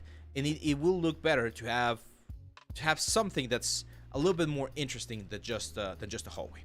Hope that makes sense. Oh, Papa hitting us with the Fibonacci. Damn, there you go. Yeah, it's the 3-1, right? So it's a way to balance things out so that you get a better composition in your pieces. Okay, so next one. Let's go now with, how are we doing on time? Oh, we're halfway there. We're not even halfway through the portfolios. Okay, let's see. This is Guillermo Ribeiro. Says, hi Abe, I'm a character artist. I discovered your channel through YouTube lives. There we go. Awesome. Yeah, you did a goblin too. This is nice. This is really nice. The goblin finisher is part of a collection of 3D printable goblin miniatures that I'm working on. Awesome. Yeah, there's still a bunch of details on this one right here. And this is what I was telling you guys. Right now, the 3D printing industry is also getting big. The board game industry, have you seen how much board games have exploded in the past couple of years? And some of those board games have like really intricate figurines that you use. So that's another little market that you could get yourself into. But yeah, this is really good. I mean, it's a sculpture. It's really, really nice. This one's really nice as well. Lord Galdorm, the Beast Master. Oh, I love the snake, dude. That's an amazing snake. It's not only really good snake, but it's also like the pose that you have right there. Really good as well. I think the pose of the character could be a little bit more dynamic. That's again a little bit of a nitpick right there from me. And one thing that I'm seeing here, I'm questioning is this also just a sculpture? Because if it's just a sculpture, then I do have something to say in just a second. It kind of looks like just a sculpture. Maybe some poly paint or something? See, like the what's the word? The face is throwing me off because it gives me the impression that you actually painted this with like textures and UVs and things like that. But then it says it's only for 3D printing. Same with this one. Yeah, I think this is just for 3D printing, right? It's really cool. Really interesting. Okay, so when I this is one of those things that's gonna sound so douchey, and I'm sorry, Guillermo, but it's not against you. It's just that's the way it was taught to me, and that's why I'm telling it you as well. Saying that you're a 3D character artist implies that you follow the 3D character pipeline, which is high poly, low poly, UVs, textures, shaders. I don't see that here. Therefore, again, if we're being super specific, technically you are not a 3D character artist. You're a 3D character sculpture, okay? Because you're just doing the high polys and the poly paint, which is fine. I'm not saying it's wrong. I'm just saying that it can be a little bit confusing if you try to market yourself as a 3D character artist, because that implies that you know the whole pipeline. And unless I can see it on your portfolio, it's a little bit weird, okay? So if you do know the whole pipeline, I'm not saying you don't, but if you do, then show it in your portfolio. Show a character where you go through the full pipeline so that you're like, oh, cool. This is also what I can do. Again, it's just nitpicky. You can still call yourself a 3D character artist. I'm not saying that the 3D police is gonna go to your house and arrest you because you're using a fake position. No, it's just it might get a little bit confusing because you might get a contact by someone like, hey, I saw your goblin. We're working on this fantasy game. We want you to do the characters for this fantasy game. And you're like, oh, wait, I only do sculptures. It's like, oh, no, we need someone that does the full process, right? So just be careful there because it might be confusing for you, for the clients, for people like that. But this is amazing work, man. From a sculpting like point of view, this is just freaking amazing. Again, I love this snake. The armor that you did for the head, beautiful, beautiful. So awesome stuff, man. Let's see. How important is topology for 3D printing? It's non-important. You don't need topology for 3D printing. You just need an amazing high poly sculpt, and that's it. Let's see, Landon. Hey, I'm currently polishing my most recent character and would love feedback and overall composition, design, and any other notes. Thank you. Also, any advice for future character projects will be helpful. Okay, cool. Yeah, I think I've seen yours before. I remember this samurai. Okay, let's take a look at this shaman. Nice. Okay, yeah, full character. I feel like he's a little bit off proportion. Oh man, I would hate if that's the case. Hopefully I'm just imagining this. So here's how I check proportions. You draw a line on the chin, then you draw a line on the hairline. That's your head measurement. And then you can just yeah, he's a little, unless you're using like a 9 head proportion, I think he might be a little bit off proportion. Yeah, like 1, 2, 3, 4, 5, 6, 7, 8, 9, 10 heads. So based on your head right now, it's about 10 heads, maybe 9 heads. So if you're using the 9 head proportion, fine. I mean, it's okay. But it just looks a little bit long, I would say, especially the torso. I feel like the torso, because you got the torso right here, right? That's where the torso ends. And if you compare the length of the torso with the length of the legs, they look a little bit long, or I think the torso looks a little bit long. Not sure. It's just like something looks a little bit off to me. I would need to see the element. It's not bad. It's not bad. It's a good. It's a really good sculpt. There we go. This one's a little bit easier to see. Yeah, it might be just a small thing on the abdomen that looks a little bit high.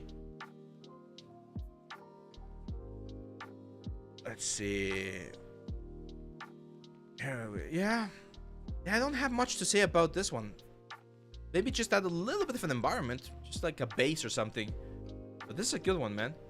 Now, based on the previous artwork that you have, I would probably recommend trying to do maybe like a monster. I think that would be cool.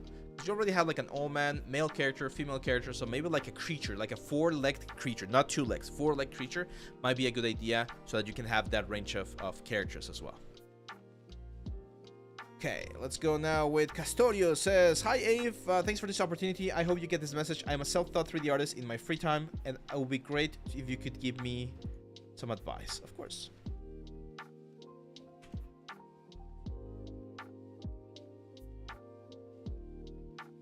Nice. We got a lot of stuff here. Ooh. The recipe. Thanks for the follow, man. So, yeah, we got a lot of stuff.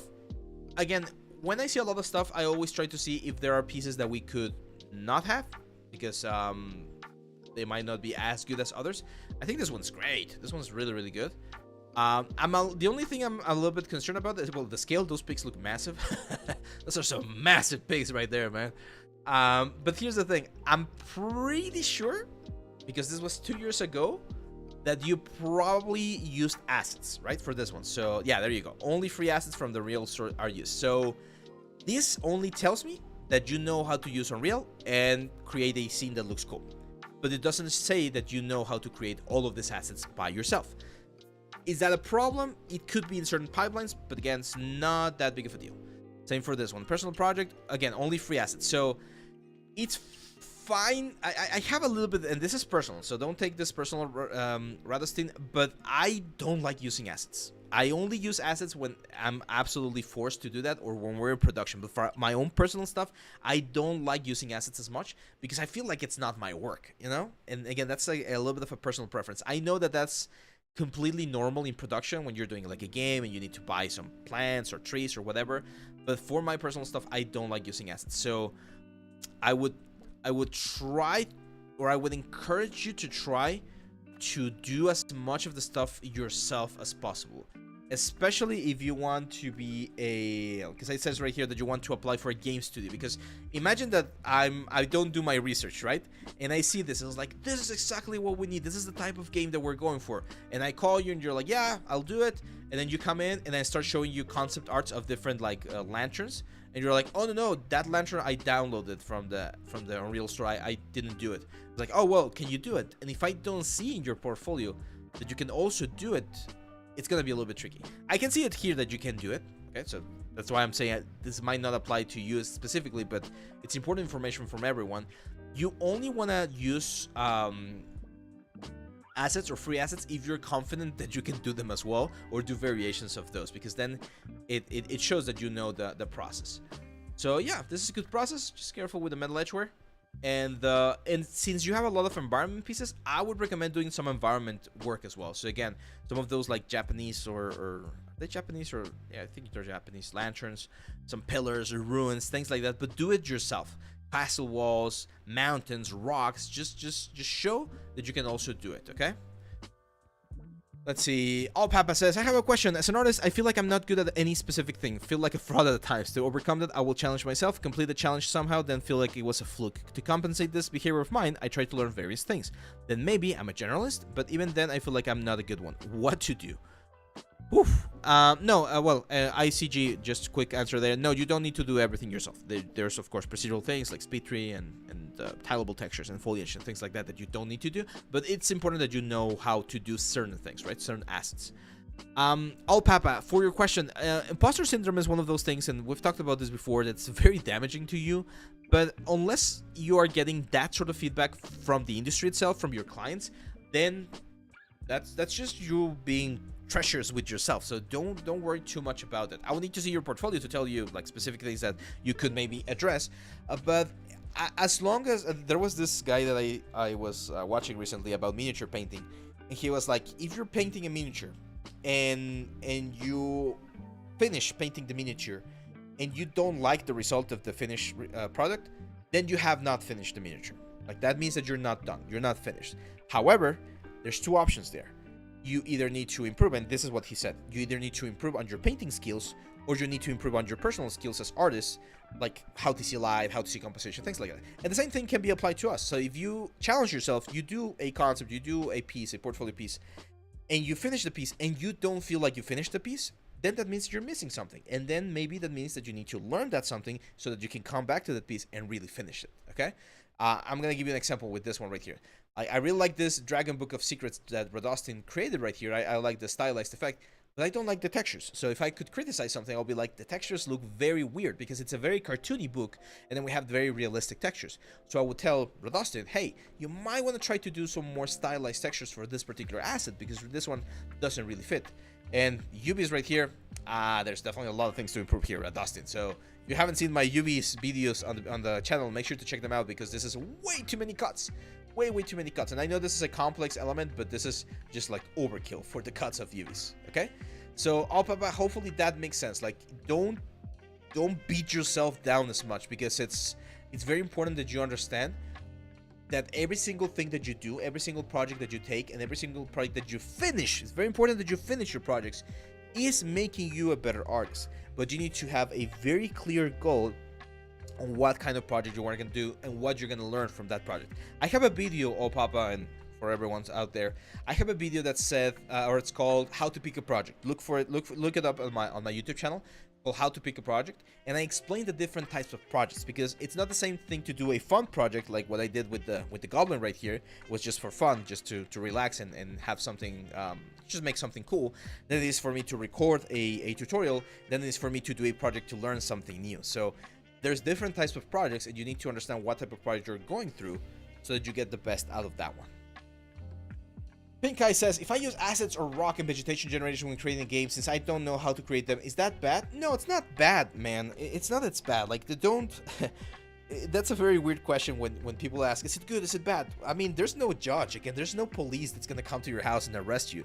So we're not talking about what's bad or what's good from a moral standpoint, right? Or from an ethics standpoint.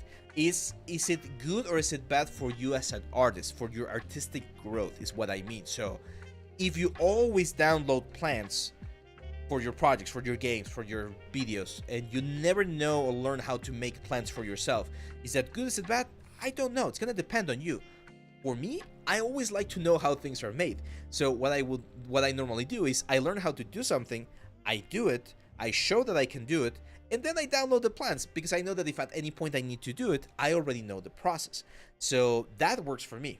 Something different might work for you. I know people who have done full games without learning anything and just using libraries and code snippets and assets and whatever, and they just like mash them up and create something.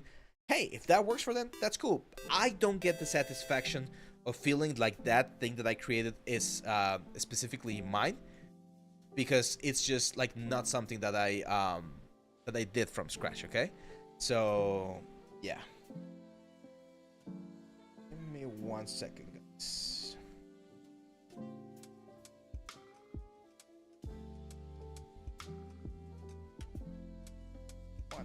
One quick second.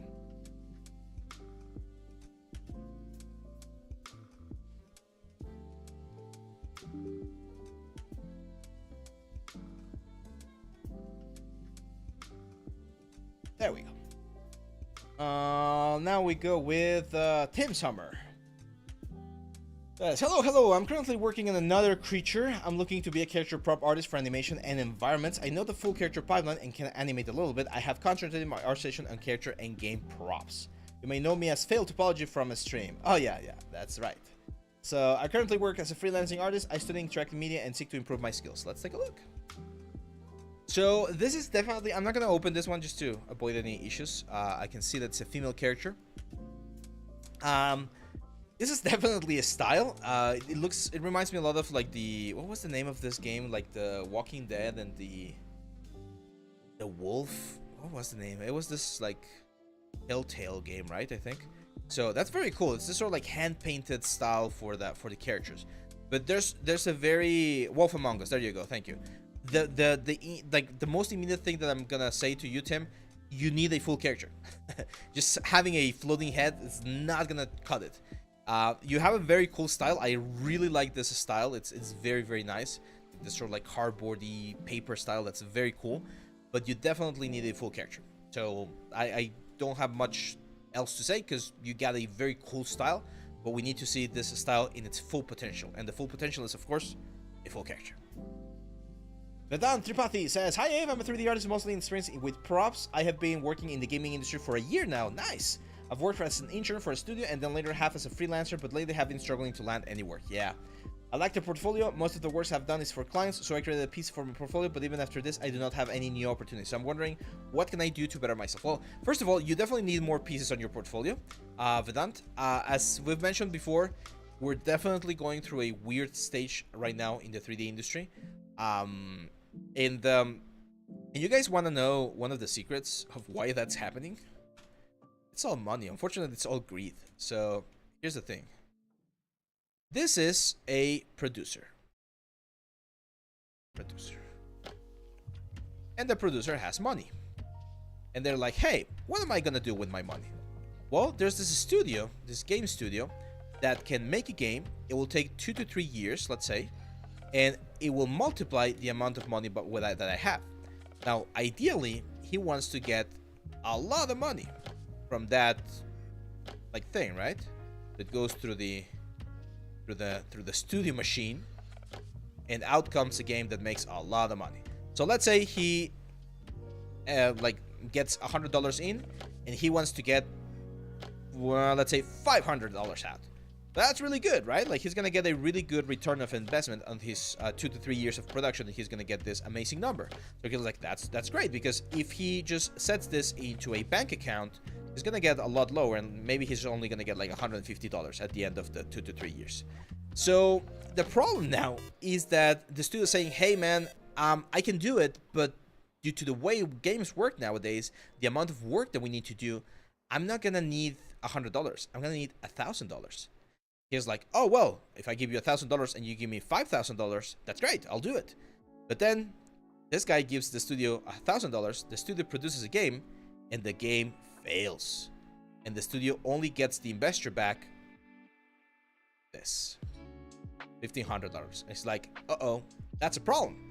Because if I had placed this in the bank, I might have gotten, I don't know, like $2,000. So it might have been a safer bet for me as a producer to invest money on like just the stock market or on any other company than to invest it on a game, because it's not going to give me the return of revenue that I'm looking for.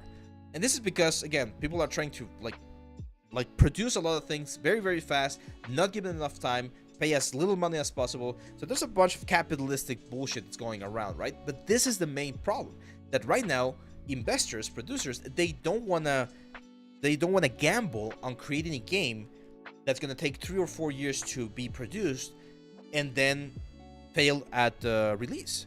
Did you guys see the Sony, like the Sony thing right now or yesterday? I think there was this game called Convergence? The one? No, it was not Convergence. What was the name? You guys remember the name? This shooter, sort of like Guardians of the Galaxy shooter that they showed yesterday at the PlayStation State of Play. PlayStation. Concord. There you go, Concord. It's an amazing looking game. Like, the cinematic was freaking brilliant. Did you see that, guy? Concord game. Cinematic was freaking brilliant. And I went into Reddit to start seeing the like what people thought about the preview. And unfortunately, there was a lot of like bad things about the game. Like, people were realizing that, hey, it's just a copy of Overwatch or like Destiny. It's nothing original. This is like late. So I'm feeling like I'm not gonna buy it because I don't have a PlayStation. But if I had a PlayStation, I would feel very, very sad saying like, hey, the game's not even out and people are already like shitting on it. And from an artistic point of view, it looks freaking amazing. So the problem is, imagine how much money this game has been, how much money has been invested into this game, and then if the game fails, from a producer standpoint, that's the problem, right? Like that's the issue. And AICG, I totally agree with you. Like, the problem here is that producers want this quick turnarounds. Like, I'm just gonna invest money, you do you, I don't care about how it works, I just want it to work, I'm just gonna see this metrics and this is what people are asking for, and then it's a complete mess, right? So on the other side, we see games like Baldur's Gate last year. Took a long time to do, they were very careful to make sure that the gameplay was tight, and it became a bestseller. We got games like Hades, right? Hades 2 is coming, and same thing. So producers need to understand that they cannot just throw money at things and expect them to be amazing. There was this other one, Forsaken, right? Like last year, I think, was another one that that failed at delivery. So from and I'm saying this because Vedant was mentioning, it's like, hey, I have a really good quality. Yes, I understand, man, and this definitely looks like a really good quality of your portfolio. But right now, the producers don't want to spend money because they're scared of that money going to waste. So this is the sort of like restructuring that the industry is going through right now, where people are figuring out, okay, what's the right strategy? Like, are games going to be this multi-billion machines of money-making thing, or are they going to be something a little bit smaller that, yes, they will produce a nice return of investment, but they won't be this super bestsellers that I could just drop a little bit of money and expect to get a big bag, right? So it's one of those things, man. It's one of those complicated things that, unfortunately, as artists, we also need to be aware of because it affects us directly. And this is why I say, hey, maybe it's like if you oh, there you go, Bent. Oh, Papa, nice. So maybe one of the things you need to understand is that the gaming industry will change, and we will go from this super big blockbuster games to smaller indie experiences that are going to be made by passionate teams of artists. They might not look as freaking appealing as God of War, but they will still be really good games. And that's the kind of stuff that you guys also need to support. And that's the kind of markets that you also need to look for, because there are, I assure you, there are indie studios out there that could like really use a better 3D artist to get like better assets, or a better illustrator to get better illustrations. But if everyone's just looking at the AAA guys and no one's looking at the indie scene, it's very difficult for the indie games to prosper as well. And that's how studios grow. Blizzard started as a small little studio, so no one knew who Blizzard was in the 90s. They just made a couple of games, and then they became this huge like behemoth. Same for League of Legends. When they split from Dota and they started doing their own stuff, they were just a small thing trying something, and then now it works. Now everyone wants to work at Riot. Well, you guys need to have that sort of mentality and look at what other indie games or smaller studios are doing and be like, hey, there's potential here. Like, these guys are doing something very cool. I want to work with them, and I want to invest for that future. And hey, maybe in 10, 20 years, that studio that you like gambled on is now a freaking huge studio that everyone wants to work on, but you were one of the ones that was there first. So it's again, it's the kind of decisions that you are going to be making as an artist, and they are difficult decisions. I'm not saying they're not, but it's just the reality of things. If you want to go for the hot thing right now, then you gotta be really, really, really good. If you, on the other hand, try and go for something that might not be the hot thing, but could be in the future, that might open up to other opportunities for you as well. Eduardo says, something similar happened with Multiverses. The Beta 1 best fighting game. Yeah, it was great. 1 year later, launched last week. The game is shit now. Microtransactions. Yeah, I agree. And hey, unfortunately, since we, the artists, are not the ones that have the money most of the time, those are not the shots that we can call. I'm sure the people that are doing the animations and the art and the assets for Multiverses are like really regretting being part of that because of how they're handling it. But unfortunately, until the corporations learn and understand that that's not how things should be, and that there's another way to do things, it's gonna be very difficult, guys. It's gonna be very difficult. Yes, you can definitely combine both of them, Vedant. No issue whatsoever. And yeah, my best advice for you right now, my friend, more stuff. We need more stuff. You got really, really good quality here, so we just need to see more of that. Let me see how many we're missing, because we're only have 1 more hour, and I want to make sure I get through as much as I can. 1, 2, 3, 4, 5, 6, 7, 8, 9, 10, 11, 12, 13, 14, 15, 16, 17, 18, 19, 20, 21. No, okay, we're not gonna finish. We're not gonna finish it in 1 hour. That's too much. It's too many, but okay, I'm gonna try my best. The thing is, I don't want to rush things. I want to give everyone a fair shot, so let's see. Kaise says, hi, my name is Marco. I'm from Spain, and here's my portfolio. There's a piece you'll probably recognize. Yes, of course. There we go. The Oni character right there. It's nice stuff, Marco. Cool. So Marco has a very nice stylized effect.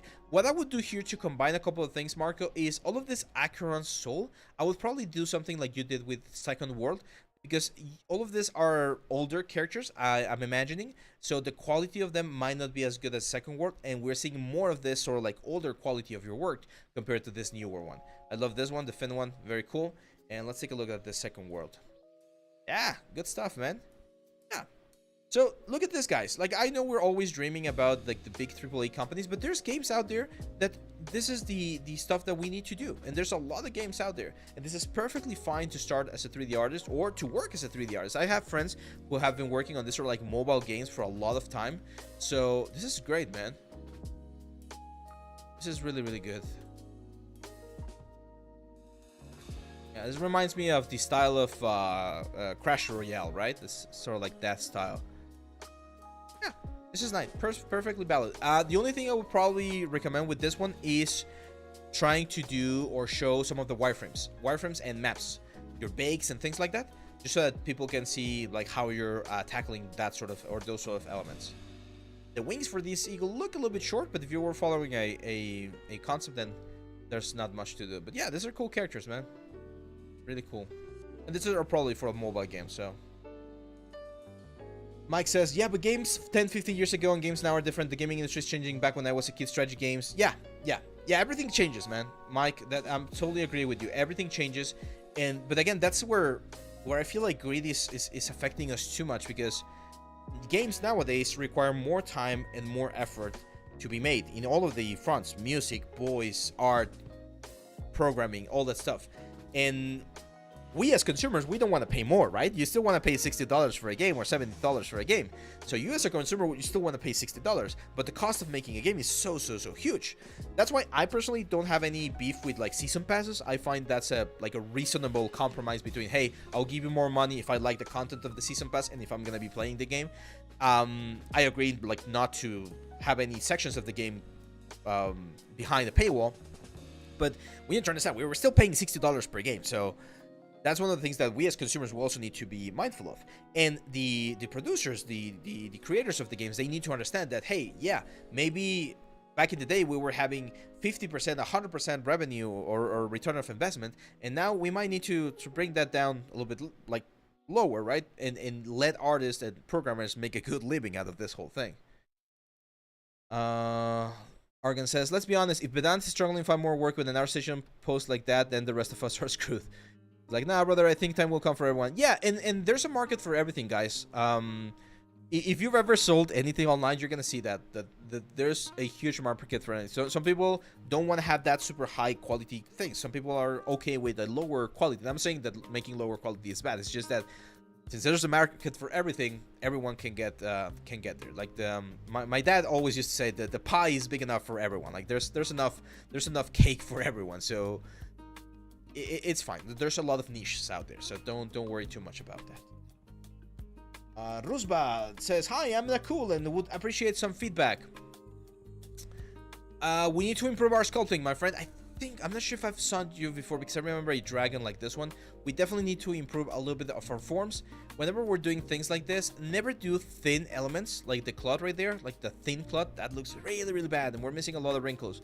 So a couple of these things I will definitely take out. I can definitely see that this old man is, you're improving here with ZBrush, but there's still proportions and things that I would recommend changing. If you want, I would recommend the Oni course that we just saw here with Marco. This one right here. With the Oni course from my ZBrush stylized class, I think that could help you quite a bit. Yeah, there's enough for everyone. It's enough. There's enough room for everyone. This is another quote that I really like from Gary Vee.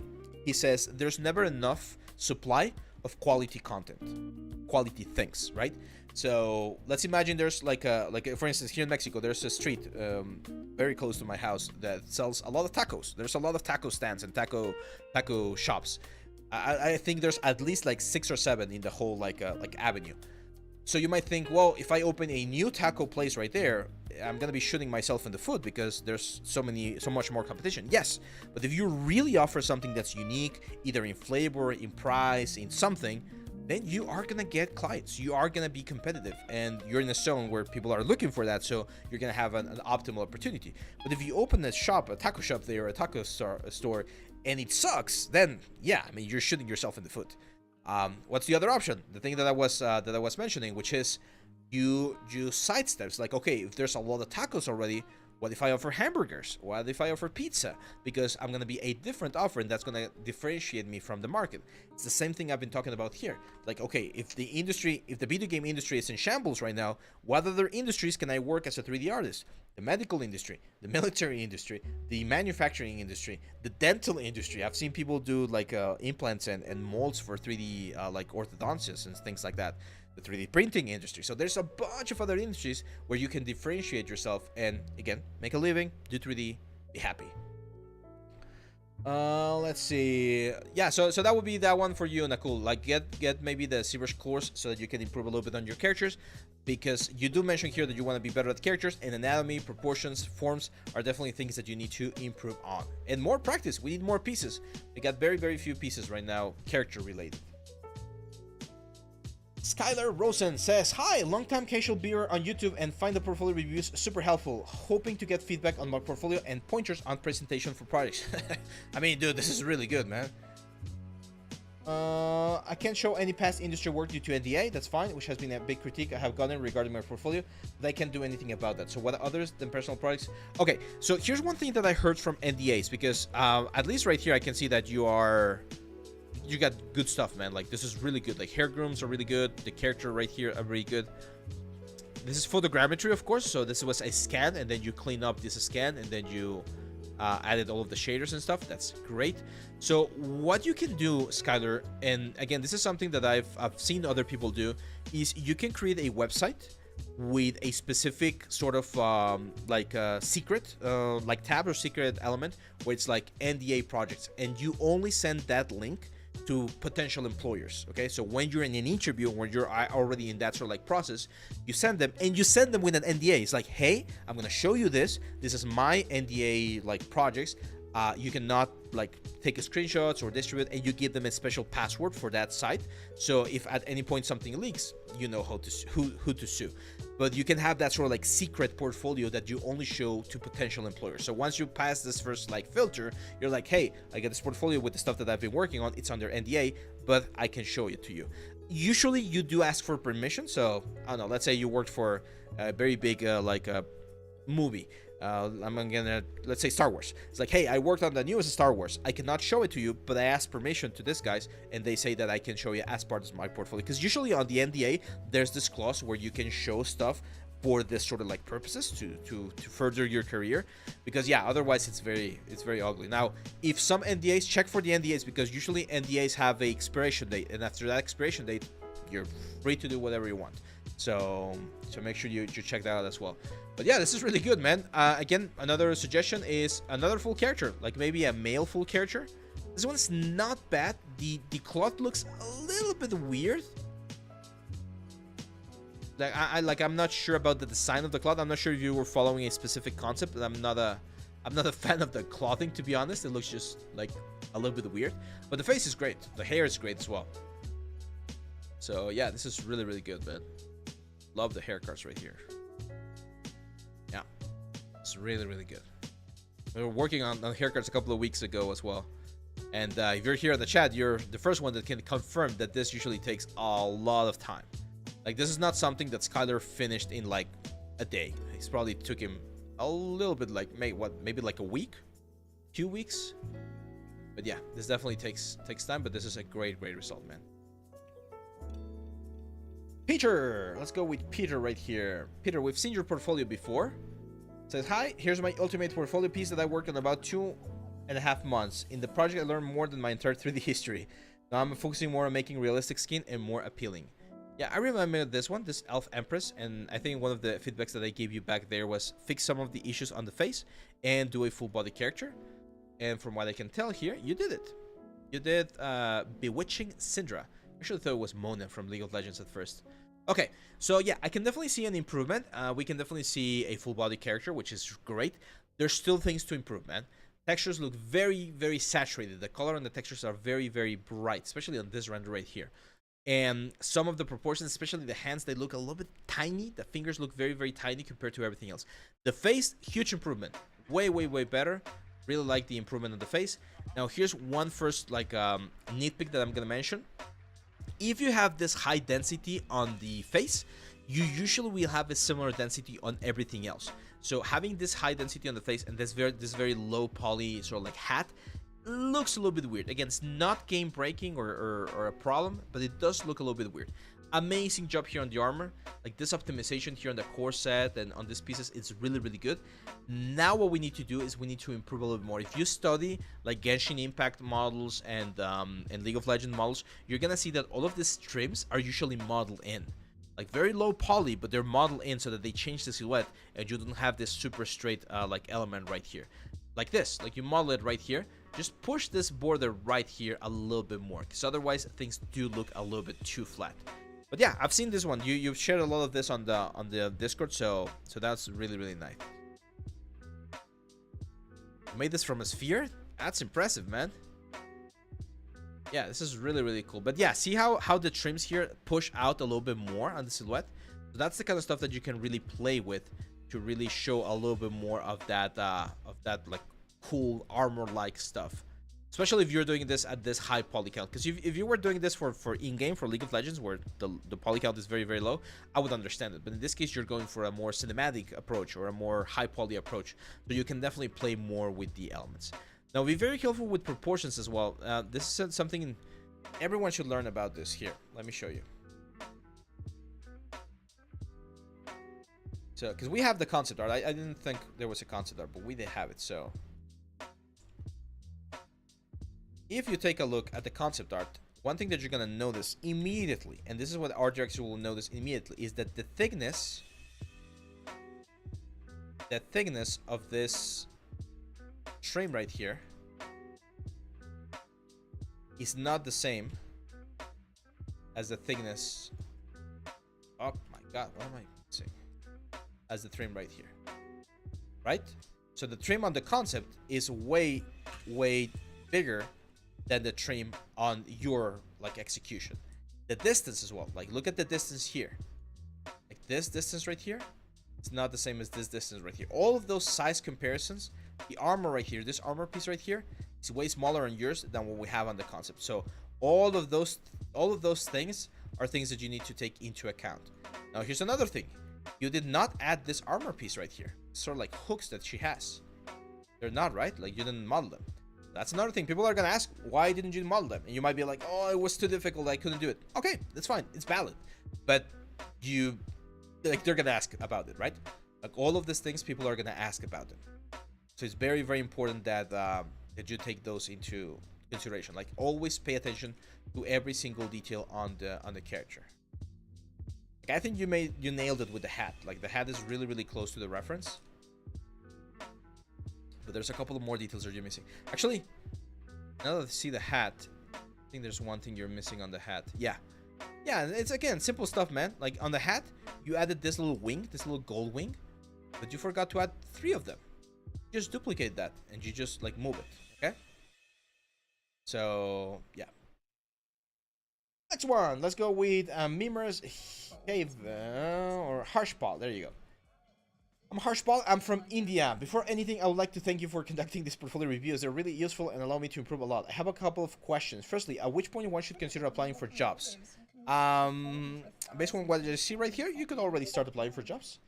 How do I figure out that I'm ready to enter professional environment? You don't really figure it out. Like again, there's no commission or like a group of people that are gonna be like, you, Harsh, Paul, are now approved to start looking for a job. You can start looking for a job even after 1 day of opening Blender. It's just that the odds of you landing a job are better if your portfolio is better. From here, I would definitely take this 3 out. Tank, Torso Anatomy, and Demon. They are not up to the same level as everything else right here. And I can see that you're doing a lot of like architectural visualization. So you could start there. You could start talking with some architects and be like, hey, I do 3D, I do renders. Is there anything I can do for you? Because other than that, I don't see any game thing like this cabin in the woods. I'm not sure if this is Unreal or if this is a Blender. We need more information also on these elements. Otherwise, it's difficult to pinpoint.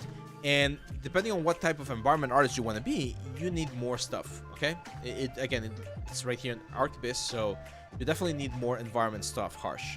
Some dungeons if you want to do games, or some like sci-fi ships if you want to do games. If you want to do this sort of stuff for movies and for like digital sets and things like that, then that's another pipeline. Now we go with Kevin. Yes, there are different types of environment artists, my friend. It's not the same to do environments for film, for instance, than it is to do it for games, or that is to do it for digital sets. So there can be some small little differences. Small little differences. I think I remember your stuff, man, because I remember this one right here, the Iron Maiden. It says, after listening to the previous feedback last month, I decided to work more on what you told me on my latest project called Macabre Madness, which is this one right here.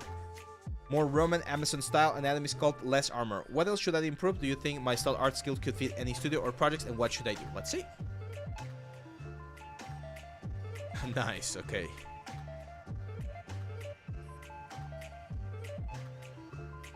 Okay. I think what we need to start improving on, my friend, are the props. I think your anatomy is fine. Like, there's still, of course, room for improvement, but as you do it more and more, you're going to improve there naturally. But the props look very, very sort of like clunky or like plastiline or like clay. Especially like this armor piece right here, the belts, they don't look strong. The bandages, they just look very, very loose. I like the chain, but again, making chains is not that complicated. So I think now you need to start improving a little bit on your props, because they look very sculpted. I think that's the proper word. Most of these things looks like you just grab clay from ZBrush and you started sculpting. And for a lot of these props, you definitely want to have a little bit more hard surface modeling. You can use SimModeler if you wanna stay in ZBrush, but otherwise Maya, just harder edge loops. Because I can see all of these lines right here. I know that that's just Damien standard. You just added Damien standard to those elements, and we really need to push the details a little bit higher in the hard surface parts of your model. And texturing could benefit a little bit as well. If you haven't taken my Substance Painter course, I think that one's a good one as well to improve your texturing. Can I use ZBrush Core with your ZBrush course? Oh, Ron, I don't think so. There are certain tools that I use in the ZBrush course that are not available in ZBrush Core, so you might struggle a little bit. If it has Dynamesh, you might be able to do chapter 1 and 2, but I'm not sure if it has SimModeler. Hello, I'm Cesar. I've been in the hyper-casual gaming industry for over 3 years, and I continue to actually work on it. Due to my workload, I can only focus on my portfolio after office hours. I've been using ZBrush and Substance Painter for about 9 to 10 months. My goal is to find a new job as a 3D artist in larger gaming studios. I'm not getting effective feedback. I'm very excited. Let's take a look.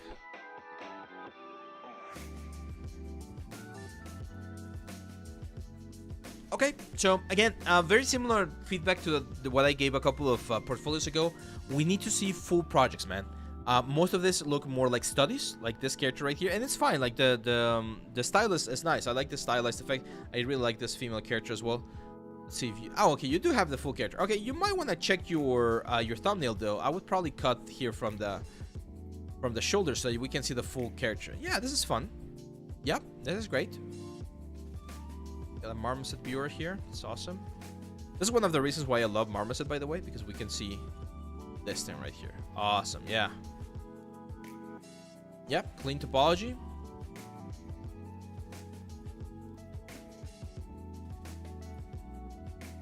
Yep, this works. What's the triangle count? I can't see the triangle count. Look at the... Yep, there we go. Yeah, that's good, man. Like that project right there is quite good. But as for this other ones, you definitely want to try and do like bigger characters. So if you have this portrait of Yekaterina, your wife, that's great. Just try to do a full character. Like maybe try to what's the word? Okay, quick thing. I understand why you did this, and that's very cute, and that's very nice of you towards your wife. But it might look a little bit unprofessional. So I would probably try to avoid this. This is a good thing to share on your social media. So you share the sculpt of your wife, and then you share this little meme, and that's great. But for your professional portfolio, you might want to avoid that. Just, again, some people might find that unprofessional. I don't mind. I understand. I understand it perfectly.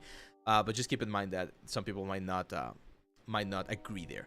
And yeah, I would say, like, since you already know the full project or the full process, right? Like, I can see it with these characters right here. Now the next step is to take one of these characters. It could be this one right here, the portrait, or this angry bald man, and do a full character in maybe sort of like this Dishonor style, right? A little bit hand-painted, more stylized effect. But doing the full character with more complex assets will probably give you the best shot at improving this portfolio. This hard surface practice, I think you missed the point with the what's the word? This is not a good thumbnail. So I was not even gonna click on this one, because it was just like weird, just this pink drill. It looked like an ugly texture to me, but then I see the actual mesh right here. Use this one, just that one. I might even like take everything else out, just leave this one, a couple of wireframes, and the texture maps, maybe a marmoset viewer if it's not too heavy, and there you go. Alexander Gerbin and Ayman Muftulu. The portfolios are shared via Discord. However, we have closed the submissions for this month, so the ones that I'm reviewing were submitted during the month of May. We will be opening submissions on June, so in the next couple of days, for those submissions as well. So, Lampreya, Pedro. Hey, Ave, I would like to know what I can do to improve my work. Let me know. Thank you. Pedro. So, out of the gate, remove some of the elements that are not great. So, especially this older works from you are probably not needed anymore. I'll probably start from this post-apocalyptic bat all the way forward. So all of this are fine, and as we've mentioned before, the best advice I can give you is try to think how to incorporate some of these pieces into more complete scenes. So instead of having this air conditioner just by itself, do a small wall, do a couple of crates, do like a corner of an alleyway or something, and that's just gonna look a lot better than just a single air conditioner. And you can combine several of this, like this engine pump can be there abandoned on the on the alleyway, this fire extinguisher as well. So you can use multiple of this and combine them into a single scene that looks more like a final product and not just an asset showcase. Ciela, hi Ave. I'm not sure if Ciela or Ciela. My name is Ciela. I'm in the University for Game Development and want to be a 3D environment prop artist. What do you think I need to work on, and what do you think I should do for my next project? I would like to learn cinematic lighting next. Yeah, so if you want to learn a little bit more about cinematic, you definitely need to learn about Unreal Engine. I'm not sure if this is Unreal Engine. Doesn't look like it. Yeah, no, this doesn't look like Unreal. Kind of looks like Maya. So there's definitely room for improvement here on the topology. It's not it's not a horrible topology. It just looks very weird. I mean, this could be very optimized because of this stitching, which is fine. But then your texture is really, really, really low poly. Nowadays, all of this borders, you usually add a bevel because having a 90-degree border is very complicated to work with in terms of bakes, and it's also very weird to look at due to anti-aliasing and things like that. So you definitely want to try to like bevel these things a little bit. And textures, Ciela, definitely need to improve our textures. I'm not sure how small your texture maps are, but they look like 512 texture maps. You need to have at least 2K maps. At least 2K maps. All of this thing with the street, this is something that you're gonna have to learn about Unreal, and you're gonna have to use something called landscapes. Okay, so you're gonna create a landscape, and you're gonna create a landscape material that you're gonna be able to blend between like soil and sand and things like that. It looks to me, or it appears to me, that you're on the early stages of your career as a 3D artist. I hope you're in that, because there's definitely things that need to be improved in terms of modeling. It's a little bit better, again, not bad. I would probably recommend you take again the Blender X course that I have. I know you're doing this in Maya. Just do everything that I do in Blender. If you want to take the course, do it inside of Maya, and that's going to teach you again a nicer approach, because you're, and again, this is a little bit of a fault of old school methods still being taught, but you're doing this very sort of like old school, very low poly approach to things, and we no longer do this. Okay, so definitely need to improve on the quality of our stuff. Now we go with Melvin. First year 3D art student from France. Nice. My passion lies in character creation and rigging, utilizing tools such as 3D Studio Max, ZBrush, and Substance. In the future, I aim to work as an independent instructor, focusing on the side on personal projects, including character and story development. Currently, I'm focusing on completing a short film and compiling my portfolio to demonstrate my skills. Awesome. So, from a character perspective, I can definitely see that you are missing a little bit of knowledge about anatomy. Especially this one right here, Omni-Man, right? So there's a lot of things about the Omni-Man's anatomy that can further be improved to really show all of the elements. Your face, or the face of this Omni-Man, is really cool, but there's a lot of, again, muscles that can be like more defined in the anatomy of the character. Also, presentation-wise, this looks very flat. It looks a little bit boring, I would say. We can play with light a little bit more to get just like a little bit more juice out of the elements. Another thing that's important is to try and see if you have the full pipeline, or if this is only sculpting. I can see that some of them, like this Alien Prometheus thing, is probably only the sculpt. Again, anatomy things that can be definitely improved. Look at the spines here on your spine. It looks very wobbly, very soft, right? Like clay. But you definitely want to push things and make them a little bit sharper. Arian, what's up, man? Long time no see. Welcome to the stream. And definitely remove some of the old stuff. You don't need to have all of this stuff on your portfolio, Melvin. This is Aditya Kulkarni from India. Says, I've just completed my graduation and I am learning 3D modeling and texturing from the internet. I've also bought your courses in Udemy, especially the ZBrush course for beginners. I'm working hard on my portfolio. Thank you. Well, Shelby is referencing one of the old courses that I did when I was at Nextdude. Those are no longer part of them. So if you bought any of those old courses and you ask questions in Udemy, I'm not the one answering it. Someone else is. So if you want to have direct answers from me, make sure to jump into our Discord so that I can help you. And if you want to support the channel and the whole project here, my new courses are under this new brand, which is called Leal 3D. So this is good. Again, let's remove some of the old stuff. You don't need this anymore. These were practice elements that are not helping your portfolio. But these later ones are good. I actually really like this one. This looks pretty fun. Like I'm not sure if you like created that skin. I'm not sure how you created that skin, if you brought the image or got the image from the internet. It's a cool skin there. Wireframes. We're missing wireframes here, Aditya. So same for this one. Textures can definitely be improved. Usually these dynamites are not as rough, so tone your roughness down. And check your bakes, because I feel like we're missing a lot of imping occlusion, and a lot of these things, they don't make sense. Like this resistors or transistors, I'm not sure what they are. Just having them stuck there, it doesn't make sense. And this is one of the things that we mentioned earlier today about how you always need to have a reason. Why am I doing the things that I'm doing? And wireframes, man. We're missing wireframes. Let's now go with Sandeep. Says, hi Abe, thanks for doing these reviews. It is my second basic here, still in search of my first 3D job. Please give me advice on how to achieve that. Okay. Yeah, I remember some of the cars. You definitely clean up your stuff, and this is a new element, Hulkbuster. Nice, nice, nice, nice, nice. This is really good, man. I really like this one. It's a really challenging build, man. Wow. See, I'm not a huge fan of hard surface. Like, I don't do a lot of hard surface myself, but this is really, really freaking good. My advice is we need better shots to showcase this. The pose right now looks a little bit wonky. He's kind of like in this weird pose, so I'm not a huge fan of the pose. I prefer this as your thumbnail. I would probably have this as your thumbnail, not this one, because this one shows the actual element. And again, texturing, man, we need to improve texturing. The texturing looks very flat. I'm not seeing a lot of stuff on the character. And the next thing is you need to check, like, in your city, man, like what are the studios that might be looking for this sort of skills, because right now I can see that you are hard surface modeling, right? You need more information here. Also, what softwares are you using? Show me some of the UV maps as well, because right now I'm not sure if this is just one single map or it's multiple UDIMs. Kind of looks like Blender. I'm gonna guess it's Blender, but I'm not sure.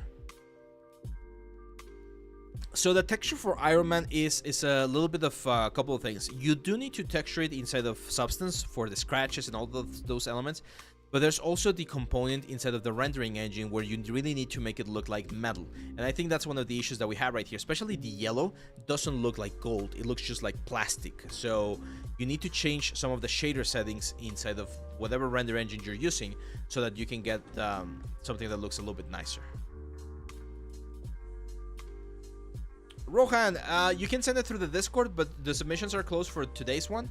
We're gonna be doing it again in June, so you can submit for June. Says, hi Abe, my name is Corvin. I'm a self-taught 3D artist and have been working as a freelancer for 40-ish years now. I would currently consider myself a generalist. I'm looking to enter the gaming industry in almost any way. I'm studying for and would like to eventually end up in a technical artist position. However, I'm struggling to find good resources for it. Yeah, technical I might not be the best one to help you there. NECC is very much appreciated. I'm struggling with imposter syndrome and would very much likely know to know if you think I could be useful. My not safe for work stuff is horror related. I hope it's okay for stream. If not, I have normal hard surf stuff. Yeah, so your hard surf stuff is top notch, man. Like, this already looks very, very nice. The presentation is clean. The only thing that we might be missing, and it might be a little bit lower here, are wireframes. I would say wireframes are the only thing missing for you on this hard surface stuff, man. Love this one. This is like a Desert Eagle. There you go. That's a good wireframe. Yeah, that's good. That one's a little bit boxy. I know that that's the actual design, but it looks a little bit boxy. Yeah, this presentation is like amazing, man. Super realistic. I would probably recommend, if you like doing this sort of things like guns, I would probably recommend doing a more complex one. Handguns tend to be, again, very boxy, and even though there are some like bevels and things that can be tricky topology wise, they're not as complicated as doing like a, I don't know, like an AK-47 or like a SCAR or like a sniper rifle or this like more advanced futuristic weapons. I'm gonna very quickly open the horror stuff here on the other side. Oh, this is really good, man. Yeah, this is not bad. It's just a skull. It's just the skull and gory stuff, but all of this like upper things right here, that's great, man. Like, this is really good. I like it. Nice. I love this one. I would definitely try to throw in some armor and make this a fantasy skeleton, but this is really, really good work here with this one. It's a little bit on the heavy side, not too bad. Awesome. Look at this clean UV, guys. This is the kind of UV that you guys want to have. This is really, really, really good.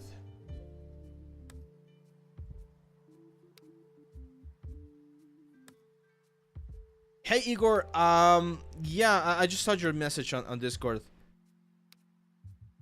Let me check, okay? I'll answer you as soon as we finish the stream in about an hour, because I need to check my schedule and check some family stuff. But I think it might be possible. I think it might be possible.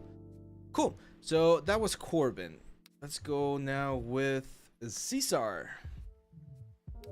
Says, hi, my name is Cesar Diaz, Alexis. I'm aspiring to be a prop environment modeler for film. That's important. My main goal for my portfolio is to show off my work for an internship or CG trainee for studios. A general overview would be good, but choosing one piece and picking what is good and what needs to work well. Yeah, okay. So I would say, if you want to do for films, man, you definitely need to work on higher quality assets. These are very, very simple assets that look more like game assets. I would say this BMX bike is probably your best bet to keep like polishing. And what I would do with this one is I would add more realistic textures to it. Again, a little environment like a garage or like an alleyway or something, so that you can show like a lot of density on your textures, because that's what people are looking for when you're doing modeling and texturing for film. You want to see like really 4K, like multiple UDIMs thing, so that it looks like it belongs with a movie. Because all of the other ones, they look a little bit more like game assets, Cesar. So I would try to go for something that's a little bit more like a prop. And whenever you're doing a prop, like it could be a simple prop. Like if you want to start practicing with a simple prop, I always say that grenades are a good idea. So in World War II, there was this grenade right here, right? Like the potato masher, I think it was called, or something. This one.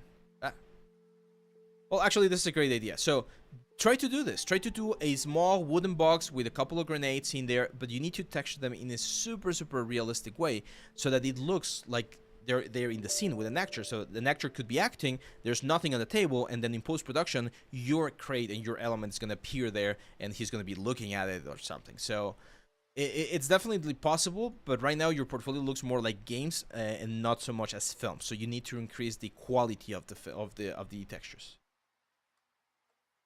Amen. So if you're looking for a beginner's course, you can choose, I would say, between either the Blender 3D weapons or the Maya one. This one's right here. Actually, the 3D one. Even ZBrush is if you're gonna start the sculpting, ZBrush is a good option as well. These two are a little bit more on the intermediate side, so you're gonna need to really study and do the exercise properly to get the best out of them. This one's very, very beginner friendly. The Maya Stylus Worlds is very beginner friendly. Isu, let's see. He says, "Hey, I am very curious to hear your artwork or your feedback on this artwork. This was my first hand painted effect." Okay, so for hand painted, I love what you did for the plants. Like your little garden there looks very, very nice. But this character right here needs more highlights. I would say that's the main issue. He needs a stronger source of light, especially on the body. The hat looks better. I can definitely see the highlights here on the reds, but you definitely need to add more highlights on some of the other parts of the character because he looks a little bit flat. That I am says, "Thanks for reviewing my portfolio, Abe. Should I remove the major content tag on my stuff? I'm not sure where the line is on our station." I think gore stuff is usually like relatively fine. I usually see them not safe for work with nudity, so I think you could probably remove that one on the skeletons. Anub says, "Finally got a job as a prop artist in gaming industry. All thanks to you, sir." There you go. There you go. You're welcome. And it's all thanks to your hard work, man. I'm just a small what's the word, part of your process, and I'm glad I was able to help. Svarnov. I saw this one. It's like, oh, this is gonna be a good one. It says, "Hello, Abe. I'm in the middle of building up my portfolio, and my goal is to work with indie and AA studios on games and animations." That's great. I do both 2D and 3D art, and I also have a couple of years of industry experience. Awesome. Yeah, I think I've seen your stuff before. Yeah, this one looks great, man. I really like it. Female. It's like a female knight, right? Good topology. Not too dense, not too high. It's just right there where it needs to be. I would say the skirt looks a little bit metallic. It doesn't look as cloth. It looks a little bit shiny. It looks more like metal. I would probably try to push a little bit of the thread or of the like cloth effect. Hopefully that works. The coding, I have not seen the update. What's the update? Are they banning it or are they allowing it more? Yeah, this looks good. Nice, nice. Yeah. Yeah, maybe just a little bit more variation on the glossiness of the material because it looks a little bit too shiny. Remember we talked about earlier today on the stream, we talked about how to add a little bit of variation here and there. But other than that, this is good, man. And I think I've seen your stuff before, right? Yeah, I remember this guy. Yeah, good stuff, man. Good stuff. And it's great that you are very aware that AA like studios are also a really good place to be. Because that's what I've been preaching so far in the past couple of months, especially due to all of the things going on the industry. That's it's great that you understand that there's a lot of work in that segment as well. And this is great, man. This is great. My advice for you, because I haven't seen characters. You already had like 2 or 3 characters. I haven't seen characters without armor, so to see the anatomy, and you might have to do some of those like monsters and things like that. So maybe doing a little bit of that might be a good idea. This one's a Dodo. It says, "Hi Abe, I'm a self-taught 3D artist, building my portfolio for indie studios. Any advice is appreciated, and roast me if needed. Have a wonderful journey, fellow adventurers. Also, I want to be texture artist. Can you suggest me a concept or study idea for showing my textures and material knowledge?" Yes, of course. So first of all, Durok, I would probably take a couple of these ones out. You're going for a very dark vibe with your elements. It's a little bit dark to see what's going on. I'll probably increase the global illumination a little bit more, just so that we can appreciate what's going on, because it's very difficult to appreciate your texture work when there's not enough light, right? So increase the exposure a little bit, again, of the overall world, just so that we can see this a little bit better, or have a couple of variations where one of them is going to be like a dark scene like this one, just candlelight and moonlight, and then another one where it's daylight and we can see a little bit more. This one's really good. I like this one. Drill Dozer Doretta. But again, it's a little bit dark, man. It's getting a little bit difficult to see. It's not a bad model. And if you're using Marmoset, there you go. I was going to ask for wireframes. Yeah, this is good at wireframe.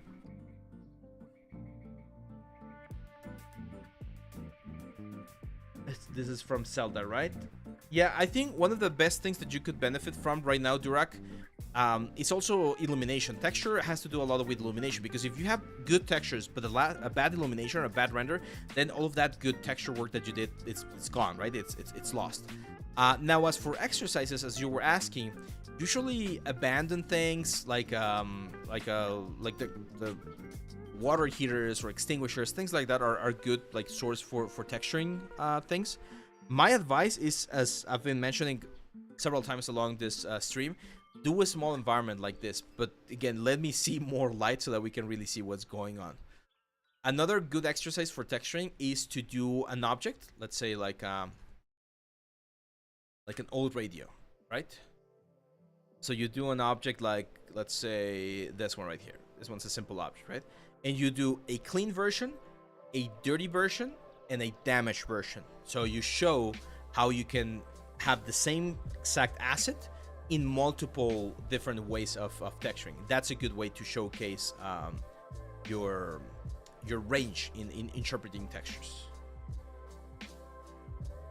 Go with Soot. Says, "Hello, my name is Uzwa. I'm a fresh graduate from an animation and digital production program aspiring to be a prop environment modeler. This is a collection of my final projects from school. We were instructed to create our own website to post our demo reels, render image and illustrations, as well as a page for detailing our pre-production process. Do you think the process page and illustrations are necessary? Any critique and feedback will be good." Okay, so yeah, having your own site is fine, and Wix is a very famous one. This is good. Yeah, this is really good. I like this. Yeah, I would keep this, to be honest. I would keep it because it shows your thought process, and that's always a good idea. Let's take a look at your portfolio.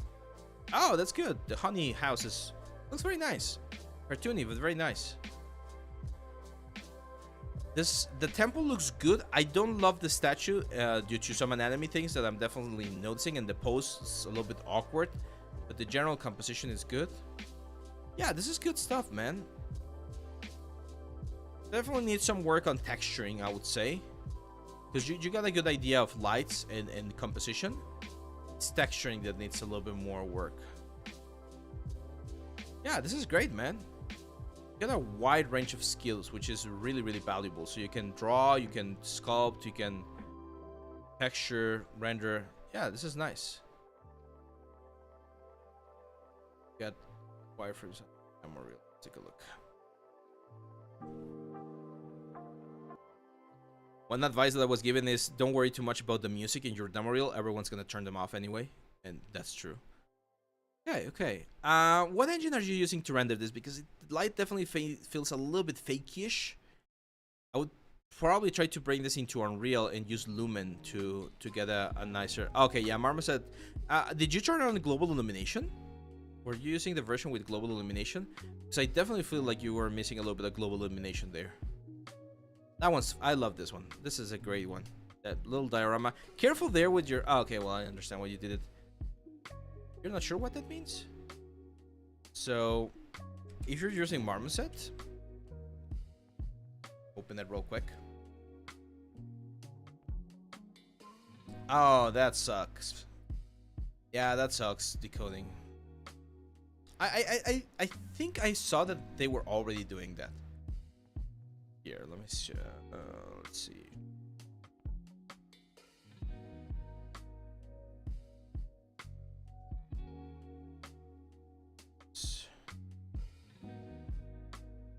Okay.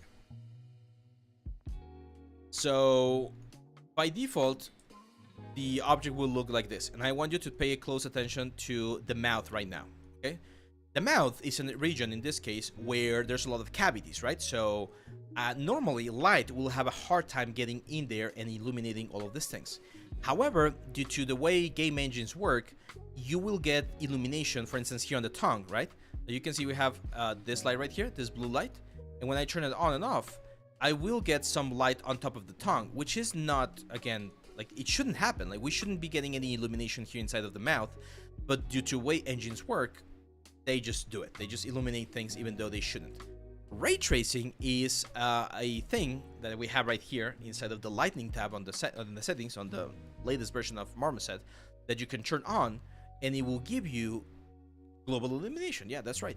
It will give this effect where it will actually occlude the geometry, and it will give you a more realistic look. And you can see now the mouth looks very, very dark. Looking there underneath the tongue, when I turn this off, we get light there and it looks very ugly. It looks very fake, very gamey. If we turn this on, it looks good. So by default, Unreal Engine now has this turned on with Lumen if you're using a traditional project.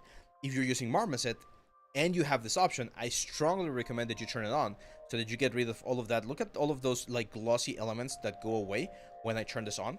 So it's very, very important to give you a more advanced effect on your rendering. Okay?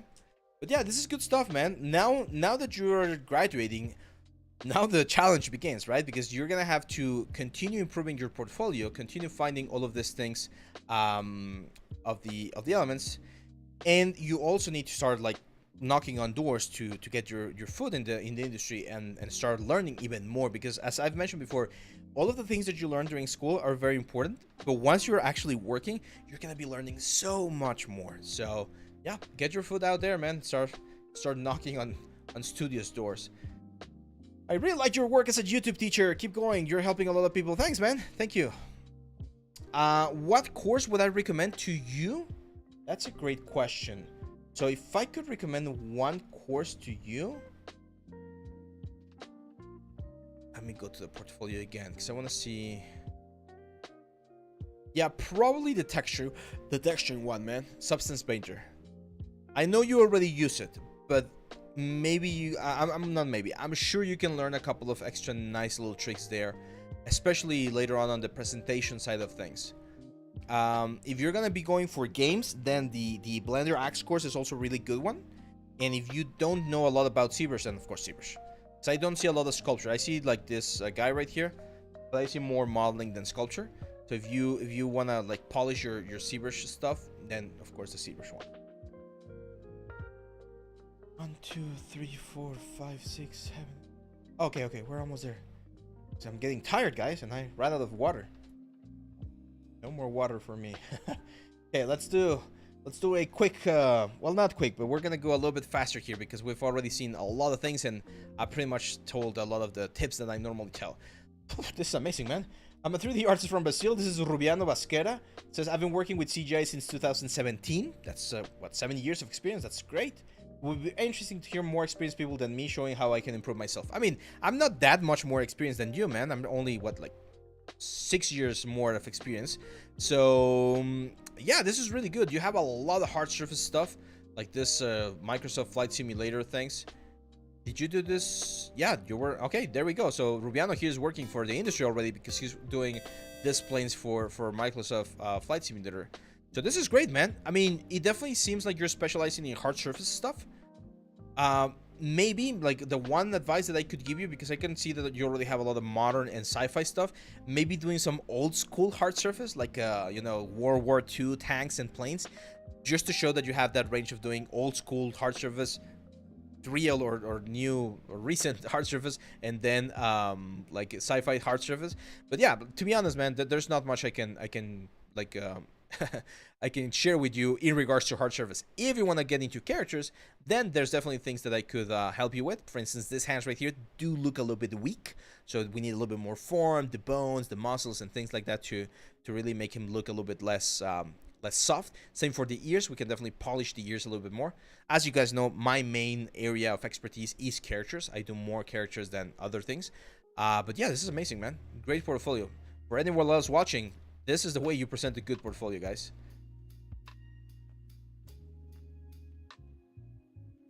Let's go now with Jusarcif. Pink Eyes, if you want, just drop the question on the help folder in the Discord, okay?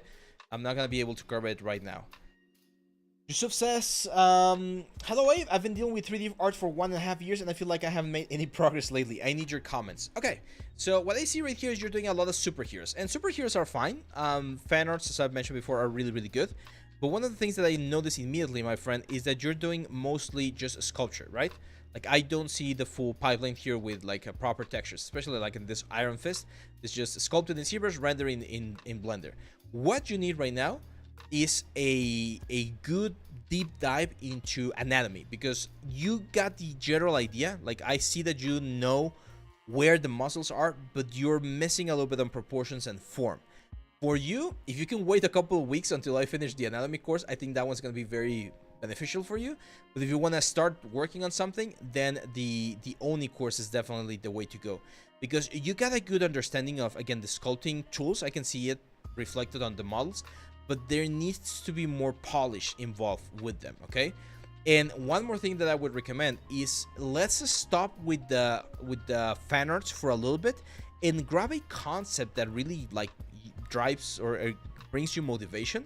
Look for a concept. It can be a superhero, but don't do like a traditional superhero. So if I look for a superhero concept art, try to go for something that's a little bit more obscure, right? So I don't know, trying to find some sort of example. The thing with superheroes is they can be like a double-edged sword, so you gotta be careful with them. I'm not against superheroes, but you already have a lot of superheroes, so you might want to try to find something that's freaking horrible AI. Yeah, like this maybe, you know, where it was a model that never came into fruition. And the reason why I want you to find a concept, again, it could be a superhero, could be a warrior, could be like an alien or something, is so that you have something to really follow, so that we can see the concept, see your result, and be like, okay, this is where you messed up, this is where you need to improve. So that's the kind of stuff that you need to look for, Yusuf. Ricardo Francesco Sanfilippo Lavitola. That's a really big name, man. That's an awesome name. From Panama, Ricardo Francesco Sanfilippo Lavitola. Okay, let's take a look. It says, hi Abe, I'm a 3D artist. I'm looking for some position inside the industry, but I'm not sure if my portfolio is competitive or is good. But I don't have log. Anyways, I want to share it with you, and if you can give me some advice, or what should I have, or what I should improve or work more on. Okay, so the first thing I see here is that there's a lot of incompleted pieces, okay? And that doesn't look good on a portfolio. So this study right here, this study right here, this study right here, these are incompleted pieces. And this one, for instance, is not unfinished, but I think it's only poly paint, isn't it? Oh no, you did use substance 3 paint. Okay, so then the textures, they do look a little bit flat. The model is fine, actually. Like, this is quite nice. This is very stylized. I like it. But I feel like the model right here, like the textures don't really show that sort of like hand-painted stylized effect that we might be going for. I recommend that you check, if you can, my video. There's a video where it's like hand-painted style inside the substance that I think you could use to bring a little bit more life to this one right here, to Kakila or Rogue Elf, because that's a good one. Now, again, we've mentioned, or we talked about this before, right? This is not a good piece for a portfolio. Why? Because one, it's only one best. There's nothing more, and it does have some issues on the sculpting side of things. So it looks a little bit on the junior side of things. So if you want to do a military best, what you're gonna have to do is do multiple of them. So you're gonna have to go online and be like, okay, I'm gonna select 3 of them, and I would recommend select a simple one like this one. Select an intermediate one, like maybe this one right here. okay? And then select an advanced one, like this one right here, with a lot of props and things. And then you're gonna spend a bunch of time, probably like 2 or 3 weeks, modeling, UV unwrapping, texturing, and making these elements as close as possible to the reference. And then when you have that, what you're gonna be able to have right here is you're gonna be able to have a thumbnail with like 3 of those. You click on it and you see 3 really good bests. That's a better portfolio, okay? Same with this one. This is just ZBrush and Polypaint. You wanna show the full project or process, okay? And that's actually one thing that no, we did see the wireframe on this one, right? Yes, we did. Okay, yeah, you want to show more wireframes as well. So remove some of the old work, improve some of the work that's already there. This one's not bad. The hair does look a little bit stiff on this side, like there's a lot of gel right there. And yeah, the proportions are way off, man. Like those feet, like that, those pants, that's not gonna work. Oh, and the topology, even worse, man. Yeah, this is not good. So for this one, man, if you want to sort of like recover it or sort of like what would be a word, if you wanted to still use it, I would recommend just like keep it as a bust, because everything else is just hurting you. It is just hurting you. Go now with Goba. My name is Gabriel. I'm from Brazil. I'm particularly drawn to character art and have recently completed a major in 3D. Currently, I'm starting a new portfolio from scratch, doing some personal projects to prepare for jobs sometime soon. Would love to get some feedback on where to go next. Gabriel Toledo. Nice. Okay, so this is like Thyros. Is this Thyros? Looks very similar to Thyros. Was it Thyros inspired, maybe? I'm not sure. Kind of looks like it. Definitely some stuff needs to be worked there, man. Some anatomy, and especially the fur, needs more work. But then this one right here is actually quite nice. It's not bad. Like the armor, it's okay. Again, we're getting these sort of like clay-like sculpted effects. All of this, it's very common when I see this. So yeah, whenever you have this armor right here, go and check the video here on the YouTube channel about hard surface, how to clean hard surface. Because if you just do this right here, just sculpt the armor and then you do retopology, it's not gonna look as clean, man. And you definitely want things to look a little bit cleaner. Love the pose on this one. Good pose, but again, anatomy issues. Face issues, man. That's not a good face. So for you, my friend, again, the ZBrush, the Thyros character course, I think could be a really good one. I applaud the fact that you have 4 full characters. That's cool. But we still need to have one really good character, and we're not there yet, okay? So we need to push on and making sure that we have a really good character. Artem, not for this edition, my friend, but if you submit it to Discord on the next couple of days, we are gonna have that on June, okay? Because we're about to finish.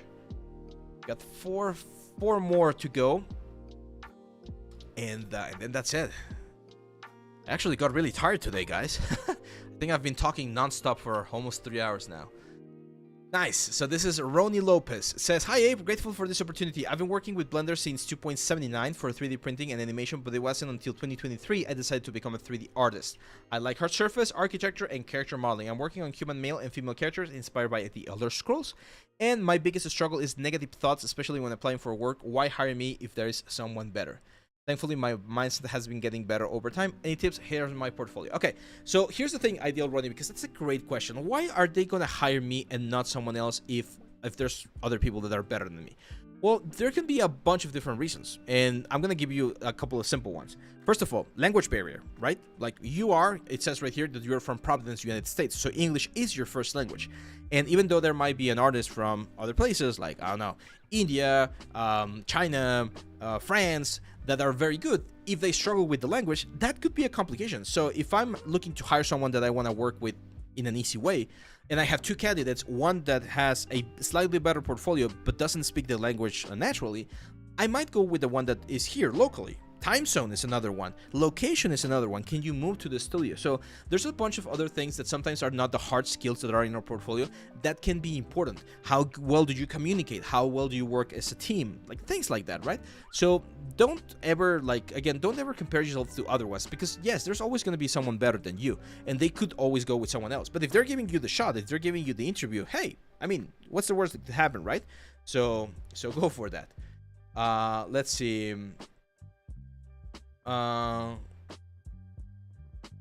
Yeah, you'll get there, Artem. You'll get there. Every month we open it. Okay, so now when I see this portfolio right here, this looks really good, man. Like this character right here, that's a really good like cinematic composition. Forms could definitely be improved a little bit. I see a little bit of a flat form on the face. Hard surface can also be polished a little bit more. I'm probably gonna be a video about. I'm gonna be doing a video about this hard surface technique next week. I promise that. It's the same one that I use for the shoulder pad on the dwarf, and I definitely think you guys can improve on that. But yeah, that's a good one right there. It's a good piece. I also like this one. Yeah, nice render. This is very sort of like cinematic. I think this is. It looks a lot like what Grassetti does. I'm not sure if you're using his tutorials for that, but yeah, this is good. Yeah, not bad.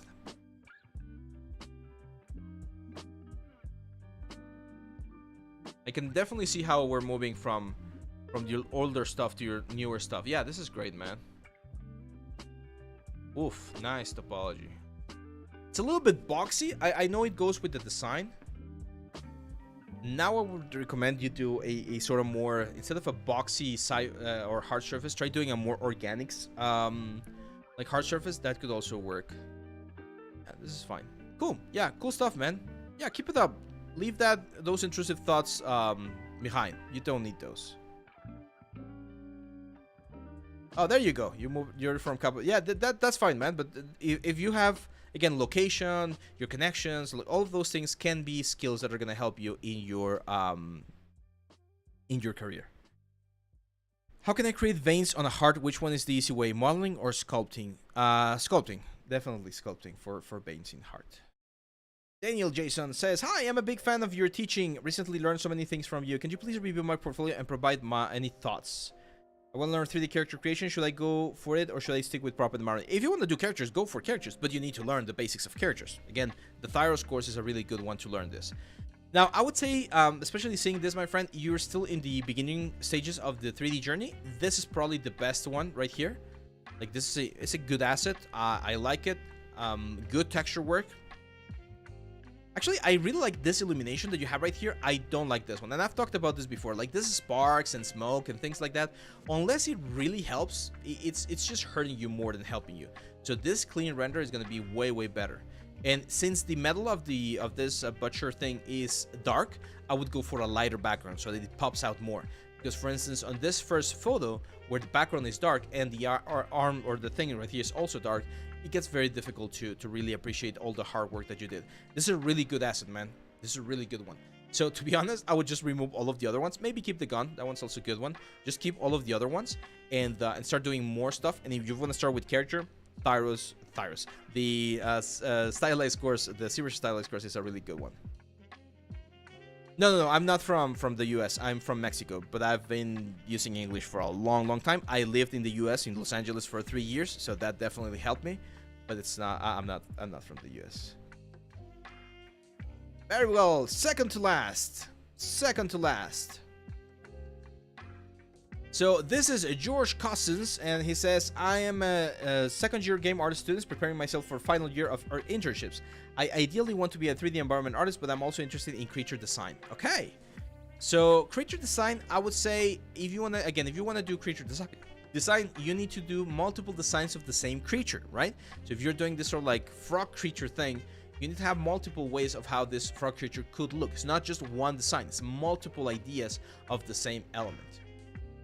As for environment, I can definitely see the modularity that you're going for, but we need to start working a little bit more on the composition side of things, because this composition right here, I don't think is working as nicely, okay?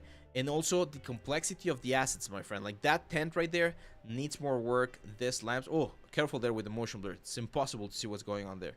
So yeah, we definitely need to work a little bit more on the amount of detail that we're gonna give each object. So I can see some of the crates there and they look good, but then other assets that you have right here, they look very, very low poly, and we don't need to go that low poly on our elements. Okay. Cool. So now we go to the last one. Oh boy, this was a long stream, guys. Long stream, but thank you everyone for being here. And let's take a look at Julia. Says, hello again. I added my first character to the art station not too long ago. I decided on a more stylized look. I'll be grateful for some feedback from you. Nice. Okay, let me just remember what you did before, Julia. Oh yeah, you did the goat. Oh my god, I love that goat. It's my favorite. Like, I think this is my favorite portfolio project that I've ever seen. Like, the goat. It's literally the goat.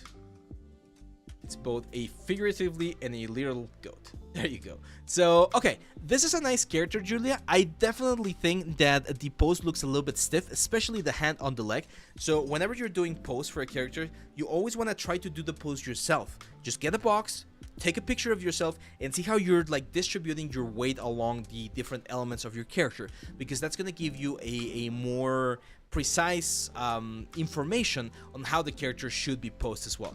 He looks a little bit stiff. As for the character himself, I think he looks okay from the anatomy point of view. There's a couple of muscles that we're missing, and we need to work a little bit more on the textures, okay? The textures look a little bit fake. Like this chainmail right here, that's not how chainmail deforms on the character. Same for the pants. But I like the fact that this is the first character that you do. Topology is not bad. It's there on the resolution, but we definitely need to do more practice. I would probably take this one out, and I'm being honest.